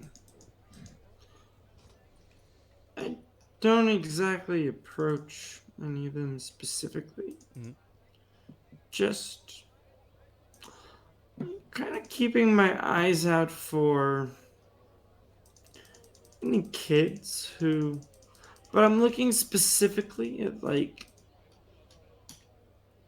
easy places to hide. There are no few amount of places for that to happen. There are many kind of like narrow alleys where you could kind of like stand off like into the side and kind of hide from the shadows. There aren't any lanterns or anything that are lit here outside of probably a solid 50 yards up either way. There are some lanterns that are lit, but generally speaking, you are able to find either behind barrels, behind boxes, down kind of a side alley, anywhere to be able to prop yourself up if you wish to do so. Okay. I'm gonna go prop myself up on the. Is there an echo? Yeah, here's something in the background. Okay, That was me. Sorry. better now. Okay. I'm gonna go lean on a nice box, appearing to put my back to an alley, but very aware of what's behind me. Okay. You do so.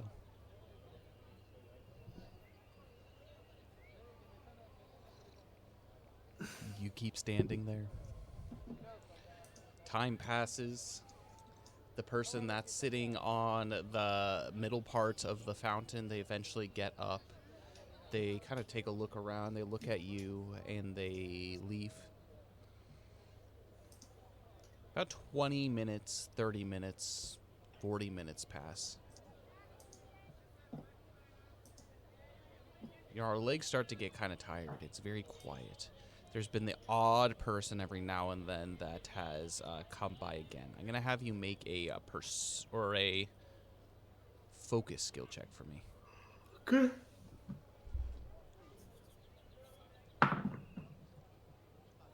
Nine.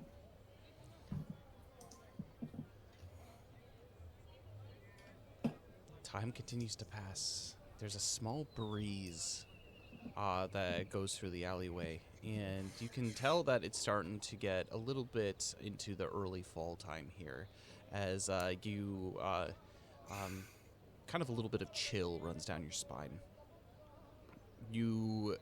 It's all quiet except you can hear scuttling around kind of your shoulders and in your armor.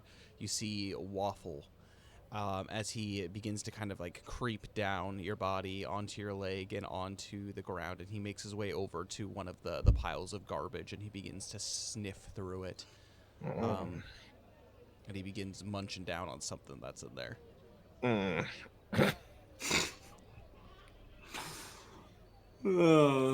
At the moment, what you're trying to do does not seem to be working all that much. Okay. Seeing this not working, Zill just kind of takes his sleeves and rolls them up. And I mean, there's his runes on the back of his hands, but up his arms, there's just various scars. Mm-hmm. And he just starts pointing at individual ones and telling the stories of where they're from. Out loud, not directly at anyone, but just hoping someone out there is listening that he can't see. It's like, this is from the baker when we couldn't eat one week. This one from the guards when they caught me taking some rations. And this one was a lashing from the blacksmith when I ruined my first dagger. I know you're out there. Make an influence skill check for me. I understand you. Dirty 16. Almost as if a ghost had appeared. Immediately, there's someone down to your side, and they are short. This looks like a child, and they don't look at you. They have a hood, basically on their head, and they don't look at you, but they put their hand out in front of them as if to grab something, and they're just standing right beside you, and they say, "The ashing clock strikes twice a day." Is this a response I should know?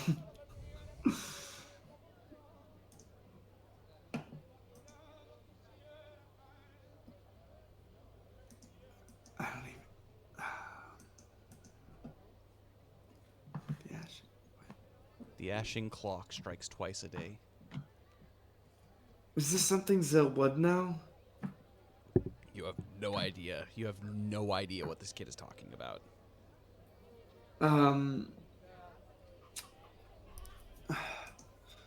I'm sure Zil would have some code with the orphans he took care of. Mhm. So he just does his best guess, not knowing what this kid is trying to say. But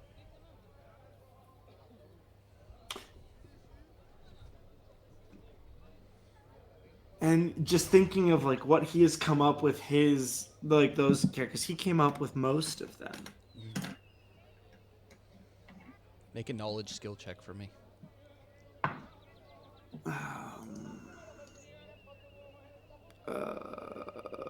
9.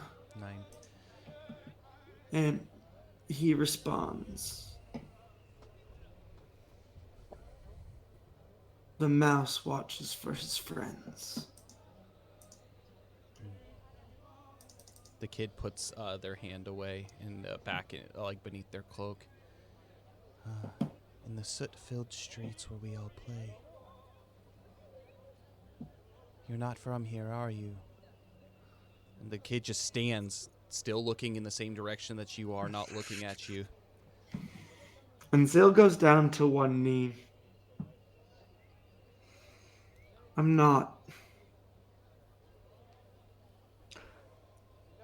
But They where I turn their am head a little from, bit, you can see kind of a shallow outline of their face in the distant light.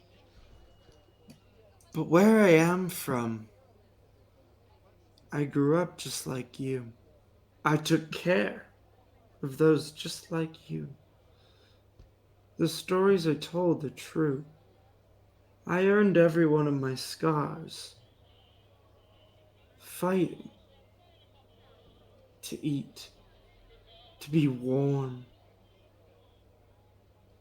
And for those, just like you, who couldn't fight for themselves.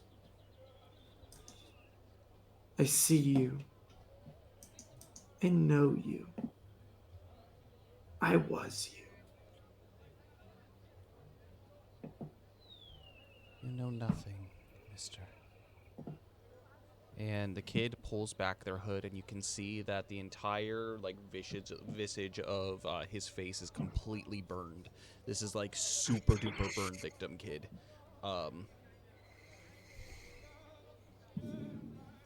Your hands. Where did you get those scars? From a fire. Who was it? It was my own Ours? mistake. These scars on my hands were my own mistake.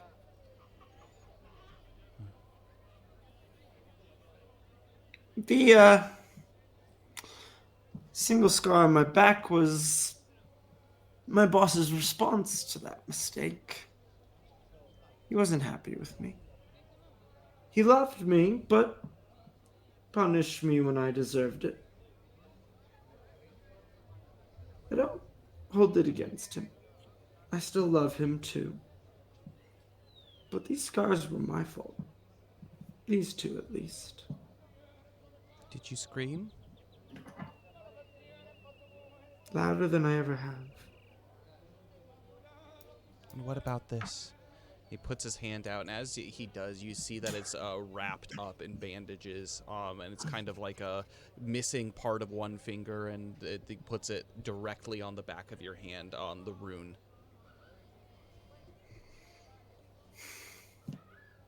It's from the fire.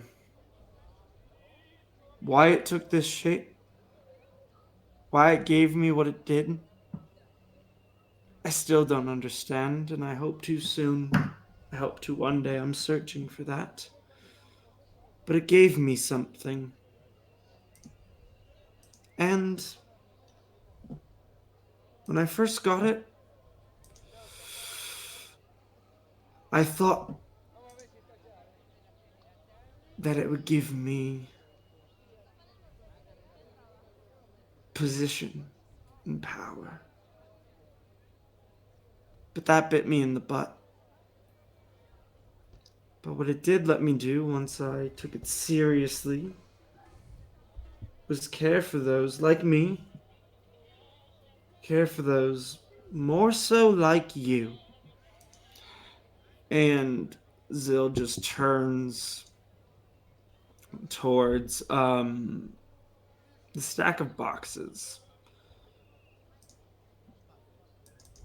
His hands start glowing a little bit, and he just says, "Through dawn." And the boxes fall over. Mister, what are you playing at? Why are you here? I'm on a mission. I'm looking for a man named Rickett. On an errand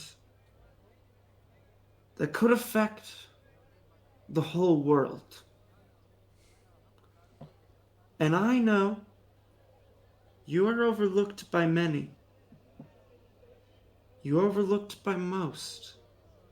But where I came from the city of Helix, I was you.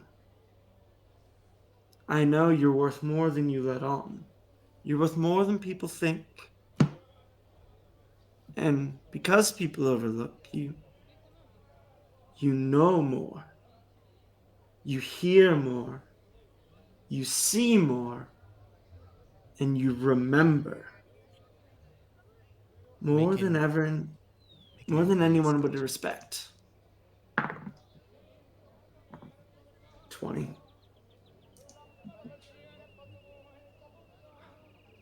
I propose something twofold. Maybe you have the information I want, maybe you don't. Maybe you know how to get it, maybe you don't. But what I do know, you're largely ignored. And I'm not going to do that. That's where you're wrong, mister. I'm largely feared. Do you know what it's like? Nothing that happens in Rat's Way has any significance on what happens in the rest of the world. I do what I can to survive. Today that could change. I take out 5 EC and put it on the crate next to us. Here's my down payment. For what You know exactly? searching for information about the man Rickett.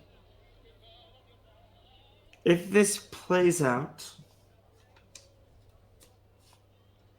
I'll be in the court of the Monteblares. I know they have sway here. They rule here. When I get there, I will remember you. I will mention you, and I will fight for you. The orphans I was in charge of in Helix, because of me, they're all respectable members of the Guard. They have a future. They have a hope. They have respect. They're not feared. They're loved. I can't promise the same for you because I can't control the Montablares. But I can promise I will do everything I can to make them see you. To make them see the value that you offer Folden Rock. What value is that? I have no doubt that you know more about this town than anyone else I could ask. Information. I've been told specifically here, information is worth more than anything. If you're as connected as I think you are, if you notice as much as I think you do, you could be the wealthiest person here. Maybe not in money, but in what you know. The kid walks over, passes in front of you to the crate, and begins to examine the money. He hesitantly reaches his hand out to it, and he grabs it and quickly pockets it. He looks back to you, putting his hood back on his head. He says a phrase. Do you like candles, sir?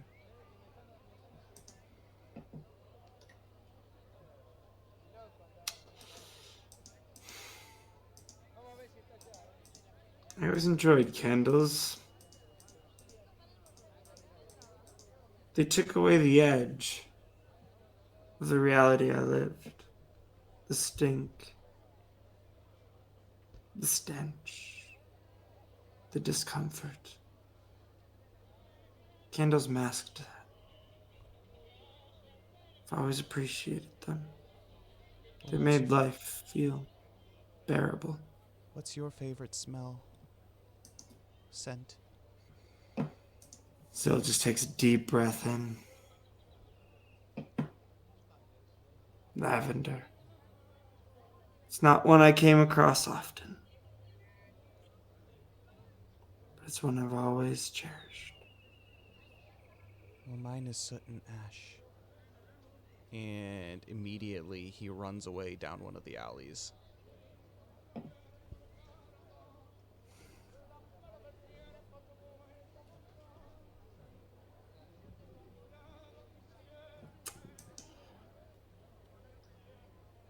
So, does he have any paper?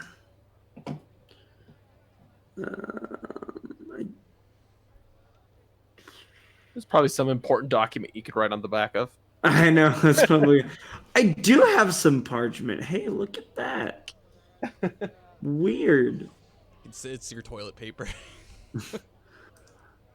Takes out some parchment. Trash scent. It's just like the bad dudes love their candles, I guess. You know? He Still takes out his just takes a deep parchment. breath in. Trash. Garbage. He writes...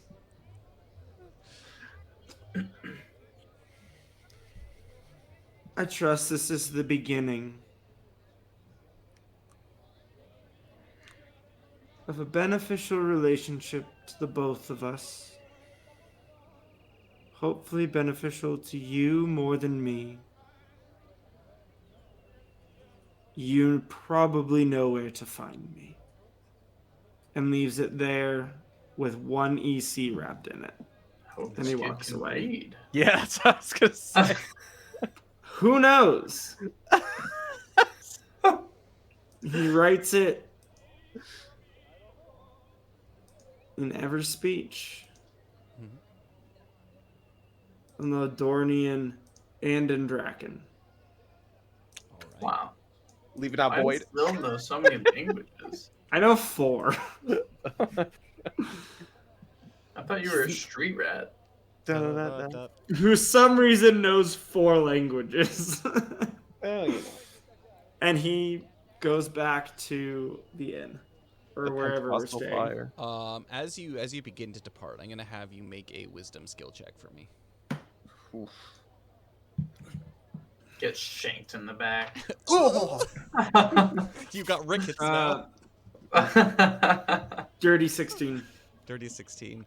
You notice sitting at your feet is a coin pouch that has had its strings cut.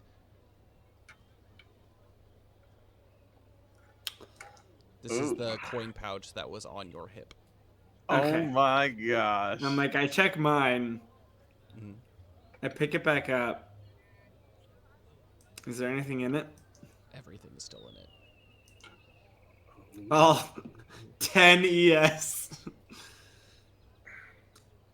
And I just look in the direction he ran. Yes, and the direction that he ran. So currently, if you zoom in a little bit, so currently you guys were like right here in this little confrontation. Okay. He ran in this direction. I look in the direction he ran. Kind of give a nod. Do I have a knife? I probably have a knife of some kind. I don't think I do. Take out one of my hand axes. Chuck it at him. No, I'm just on the box I left the note. Get out of here! I just carve just a little symbol that I used in Helix with my orphans of like, this is a safe place.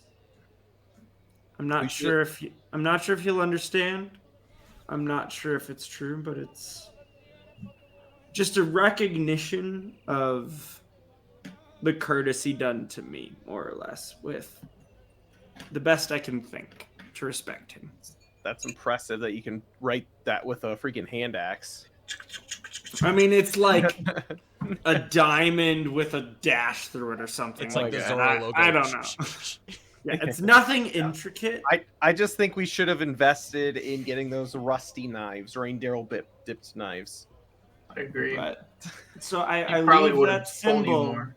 knowing he probably won't know it. And I just walk back to the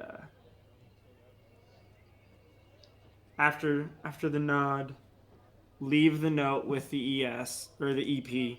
No, EC, the middle one. And the symbol, and I walk away. And that is where we're going to end our session for tonight. Woo! Oh my gosh, the shenanigans. The shenaniganry. Shenanigans. Quickly, thoughts on tonight's session? I know Cole probably has to go here pretty soon, so let's go ahead and start with Cole's thoughts. Cool.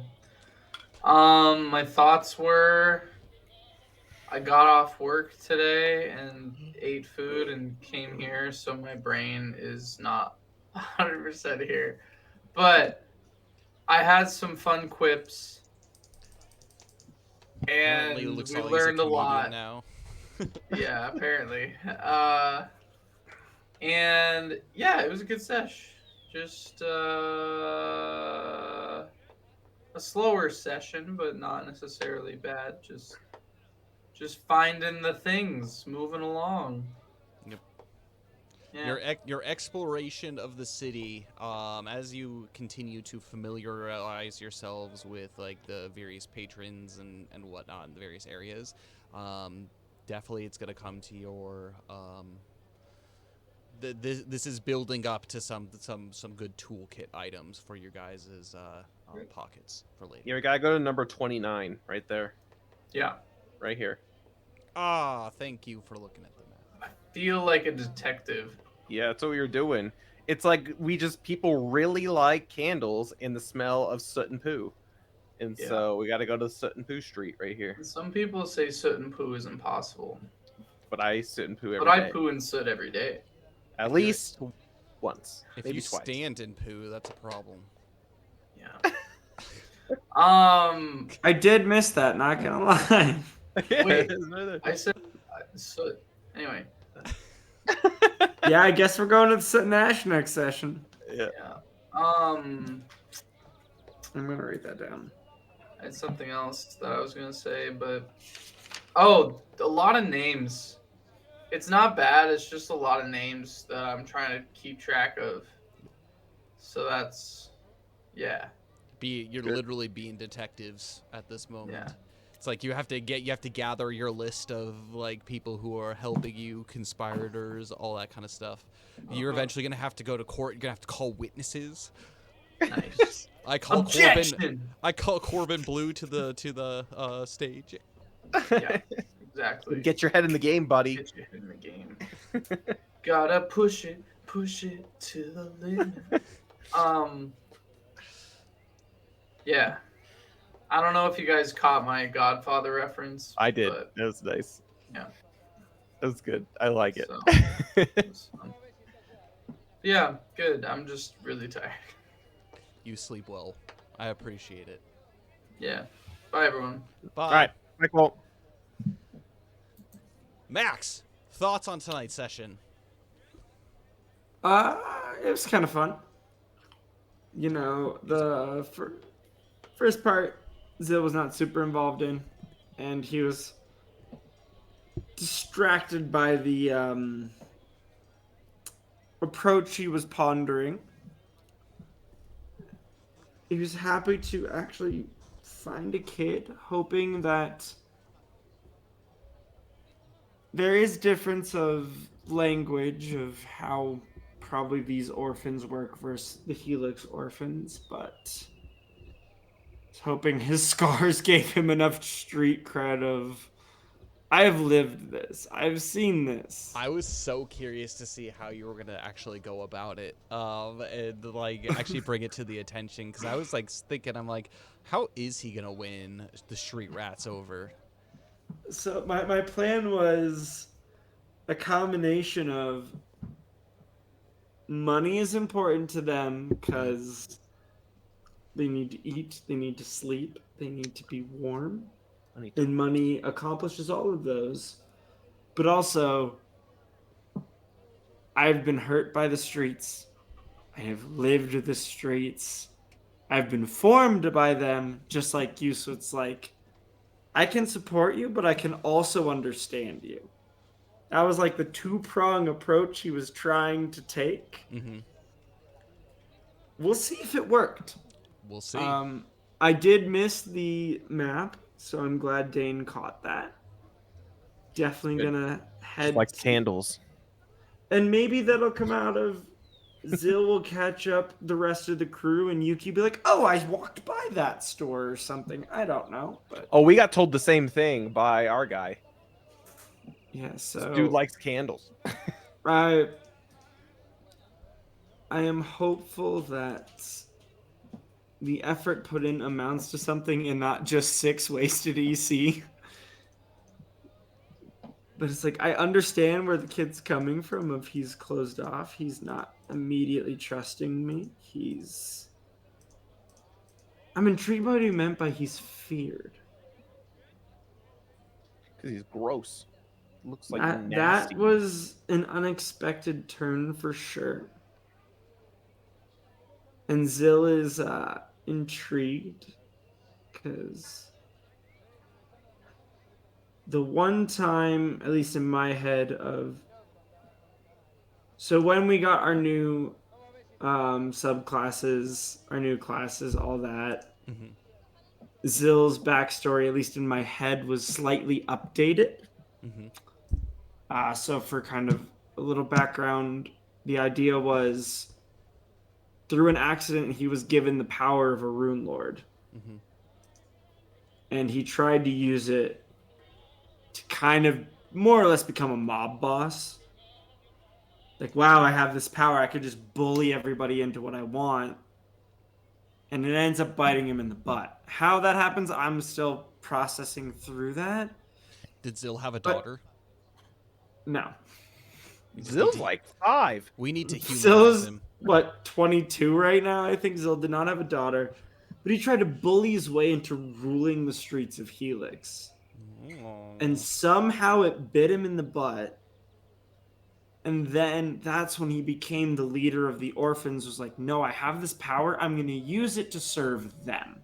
Oh, I like it. So that's kind of where he's coming from of, I know what it is to be feared.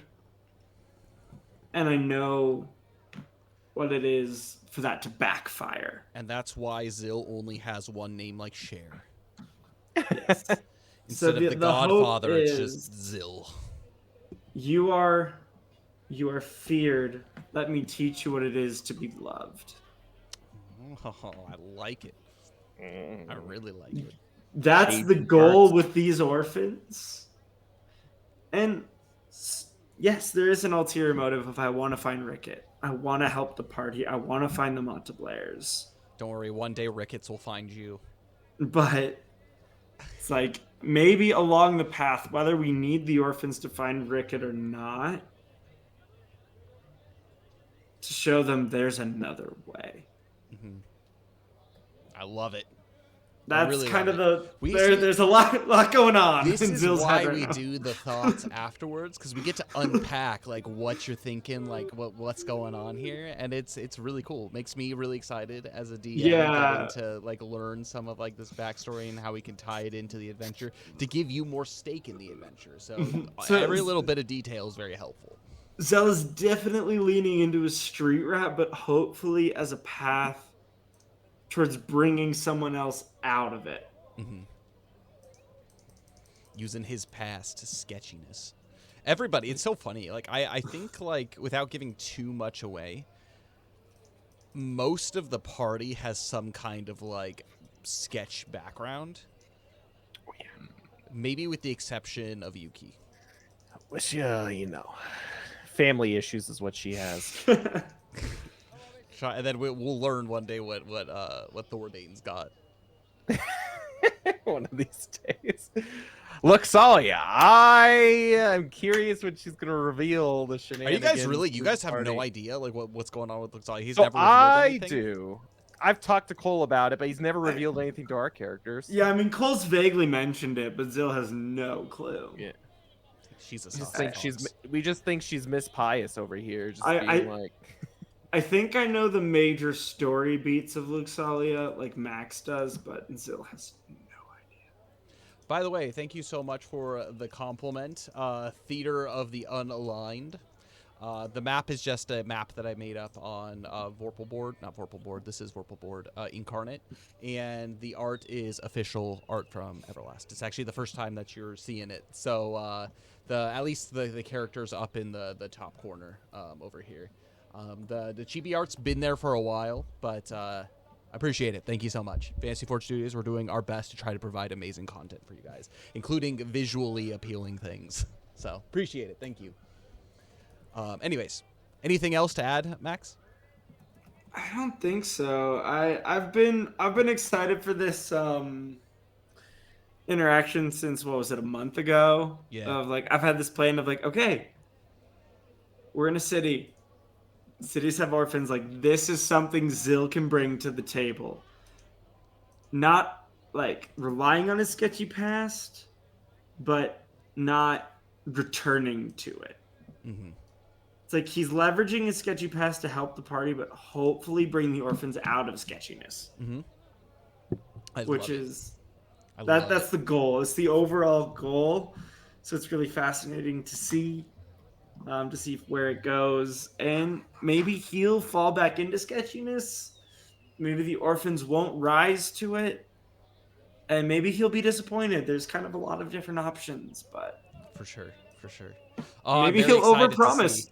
And this is like what makes me excited too, as a Fate Weaver, being able to like see how your guys' characters like impact like the things that I do when it comes to the creating of like sessions and everything. Like it's very exciting. I've been really looking forward to it, but it's great hearing it from your perspective for sure. Dane, I'll end it there. Dane, your Yeah. thoughts?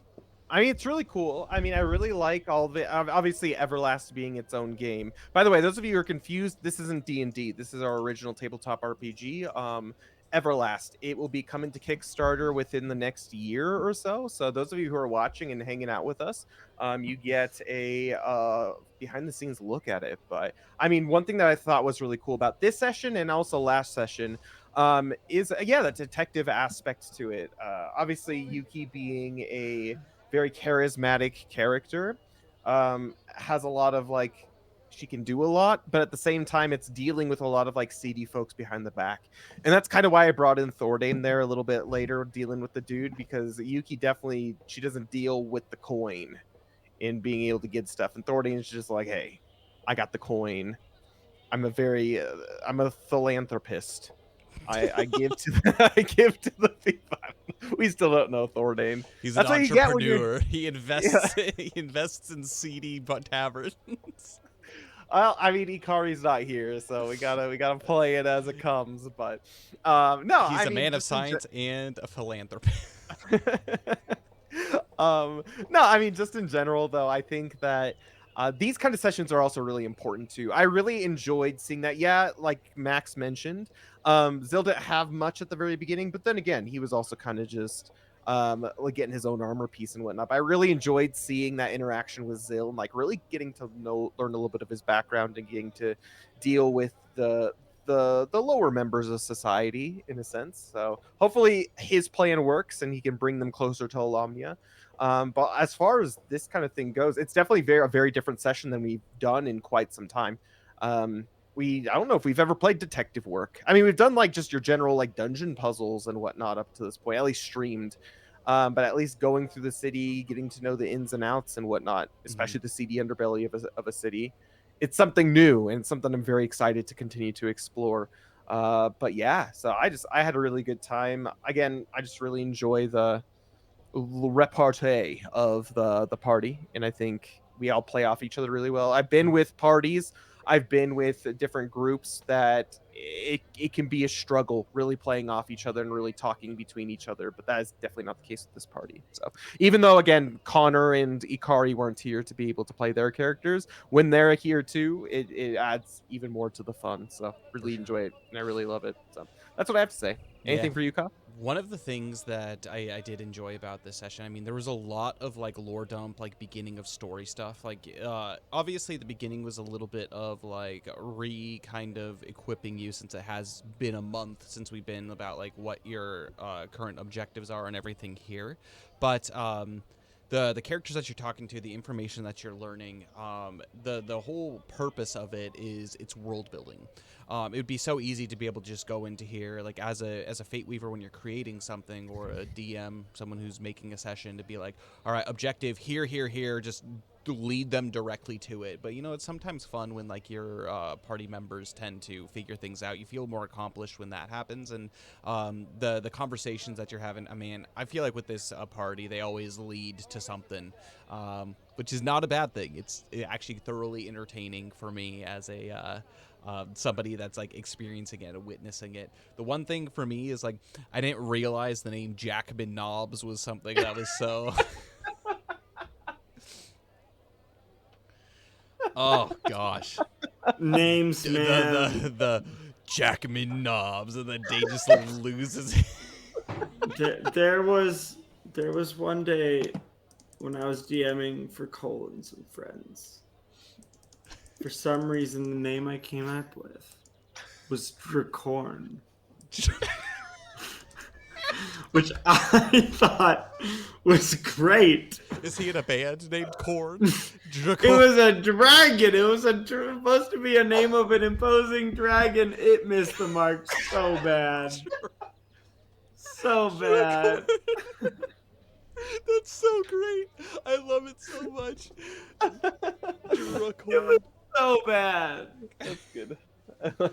Yeah, but it's always those fun little kind of like things and like interactions that you're like, I've built up this really cool character, Jackman knobs, and then you're just like, just freaking loses it. It was not quite. It was not quite. Do we call him Mr. Knobs? Hell's Kitchen level, but oh boy, it was close. Seriously, these past few sessions, there's been some hilarious stuff. All the way from the initial with what was it, Nalathir? Oh my gosh, Yeah. just the initial reviews on that. God, so good. Anyways, that's neither here nor there. It was a really I think like very lore heavy, quest heavy session. And going forward, I'm really curious to see like how you guys are able to uncover, because again, like you can go place to place, but also depends on the results of the dice rolls, how also creative you are in trying to find like solutions to things. It could be so easy to just like go with the flow, but like I'm always excited to see like what your guys' thoughts are and how you want to solve it and problem solve. And that's again half of DMing, allowing it like a game to be open enough for the players to have like their own impact and whatnot on it. So very excited for that. It should be really awesome. Dane, do you have any announcements before we go? I'm gonna be right back. But Yep, some quick announcements. So what we have going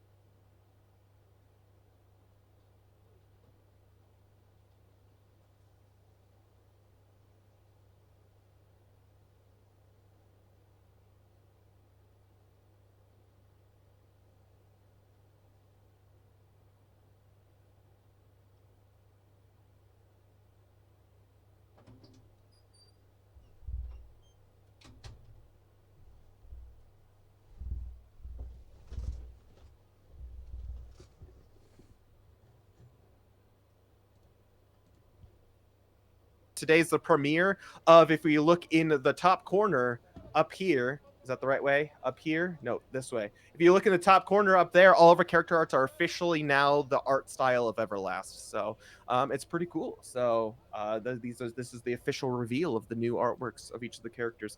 But yeah, I mean, it's a really cool game. If you still want to support it before the Kickstarter, there's a couple opportunities to do so. Obviously, being here and watching and hanging out and enjoying Everlast along with us is cool, because again, you get a sneak peek behind the scenes before the game's even out. Also, you get to see exclusively some of the artworks and whatnot for each of them, so that's pretty sweet. If you are interested in supporting financially, there are a few options for that, including the Patreon. But we also have a couple things. We have our merch store, so we have all the updated character merch in the merch store for 24 hours during the day of stream, which is today, so 12 p.m. Mountain Daylight Time to Saturday, so Friday to Saturday, 24 hours. We have all of our Everlast merch is discounted, so if you've been looking for a gift for someone, or you want to support the game by getting some sweet merch, or you feel like a character design specifically, or you just like a character specifically, it's a good way for you to be able to support that, but it also supports the creation of the game. And Everlast Coffee, our partnership with Roastify Coffee. We have 8 different blends, and all of them are based off of the different cities in Everlast, ranging from the light roast of the Silverwood all the way to the dark, bold roast of Port Grandium. They're really good. The artworks, our official artworks from the game, absolutely gorgeous. So you can see some of the cities in the world of Everlast. But it's also just really good coffee. So I drink it every day, and I can't think of any other coffee I'd rather drink, which is pretty sweet. But it does go to supporting the game. Again, if we get 10 orders every single month, we're actually able to lower the price of the coffee for everyone. That's kind of one of the stipulations when it comes to that. But yeah, it's really good coffee, especially if you're a coffee drinker. make it your daily driver, especially if you like tabletop RPGs and you want to see this game succeed. It really does help with that. And as far as if you don't drink coffee, you're bound to have someone in your life who does drink coffee. So consider getting it for a gift for someone as well. But as always, the most important thing is just your prayers in this process and in helping us get this out, because again, we are trying to keep it small so that we can, at least the creation team small, so that we don't have to answer to anyone else. We can make it our own game from start to finish, which is really cool. So definitely it's a big, really big endeavor, but it's not impossible. And again, with the support of the Forge community, we've gotten so far as it is. Anything else about Everlast do you want to specifically speak about, Kyle? No, it's been such a pleasure and such a joy. It's kind of like my second job. Whenever I'm not doing my normal job, it's been this for years, and so we're getting there, we're moving, and it's always really fun. Like during each of these sessions, to be able to dive into it and play.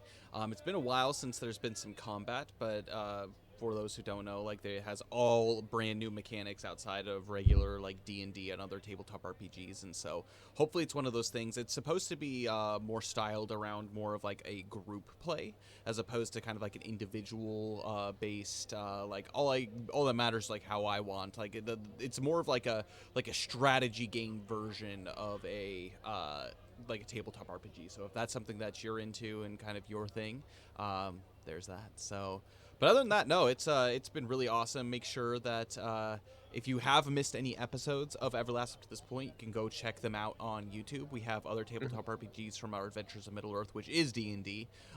We have that, and then we also stream a number of games right now. I'm playing Final Fantasy 16, Dane's playing Elden Ring, and then Cole's playing Fire Emblem Three Houses. So we got a number of things for you. We literally with a stream almost every day.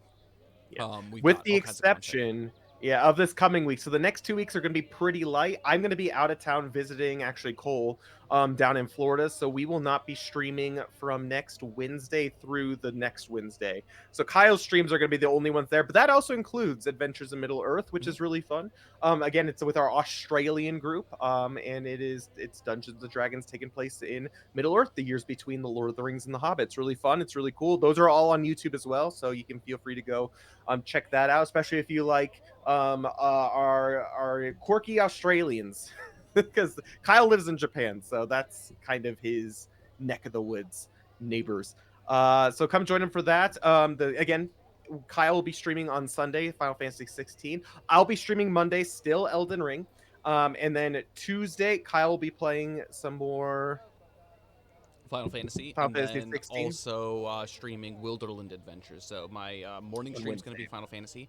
Evening is going to be some Adventures in Middle Earth Wilderland Adventures. So And those will be the last streams of the week, because Cole and I usually stream after that later in the week. However, we'll be out of town. So, but yeah, stay tuned for Kyle's streams. Again, come support him. I know that it's a slightly different time than our normal streams during the week, but it's really fun. In Final Fantasy 16, the music's amazing, the art's so amazing. good. It's just a really fun game so far. So yeah, come support Kyle in those endeavors. But aside from that, I'll be posting that schedule in the Discord. So join the Discord. The schedule that we have is appropriate to the time that your computer's set. So if you have it set, for example, I live in Colorado, Mountain Daylight Time, everything shows in Mountain Daylight Time. So you can get an actual time for when our streams start. But yeah, we usually stream between 7 to 8 times a week. So yeah, come join us for all those streams in the future. It's just going to be a little bit of a light week the next 2 weeks. But yeah, aside from that, I can't think of anything else. Thank you all for joining. Yeah, God bless you all. I hope that you all have an amazing weekend as you go into it. Again, don't miss Dane on tomorrow for some Elden Ring. But I'm praying for you. Make sure you pray for me. Pray for all the guys here. And most importantly, pray for each other. I will see you all on Monday. And we'll see you guys in a couple of weeks for some more Everlast. May Alomnia guide you. And God bless.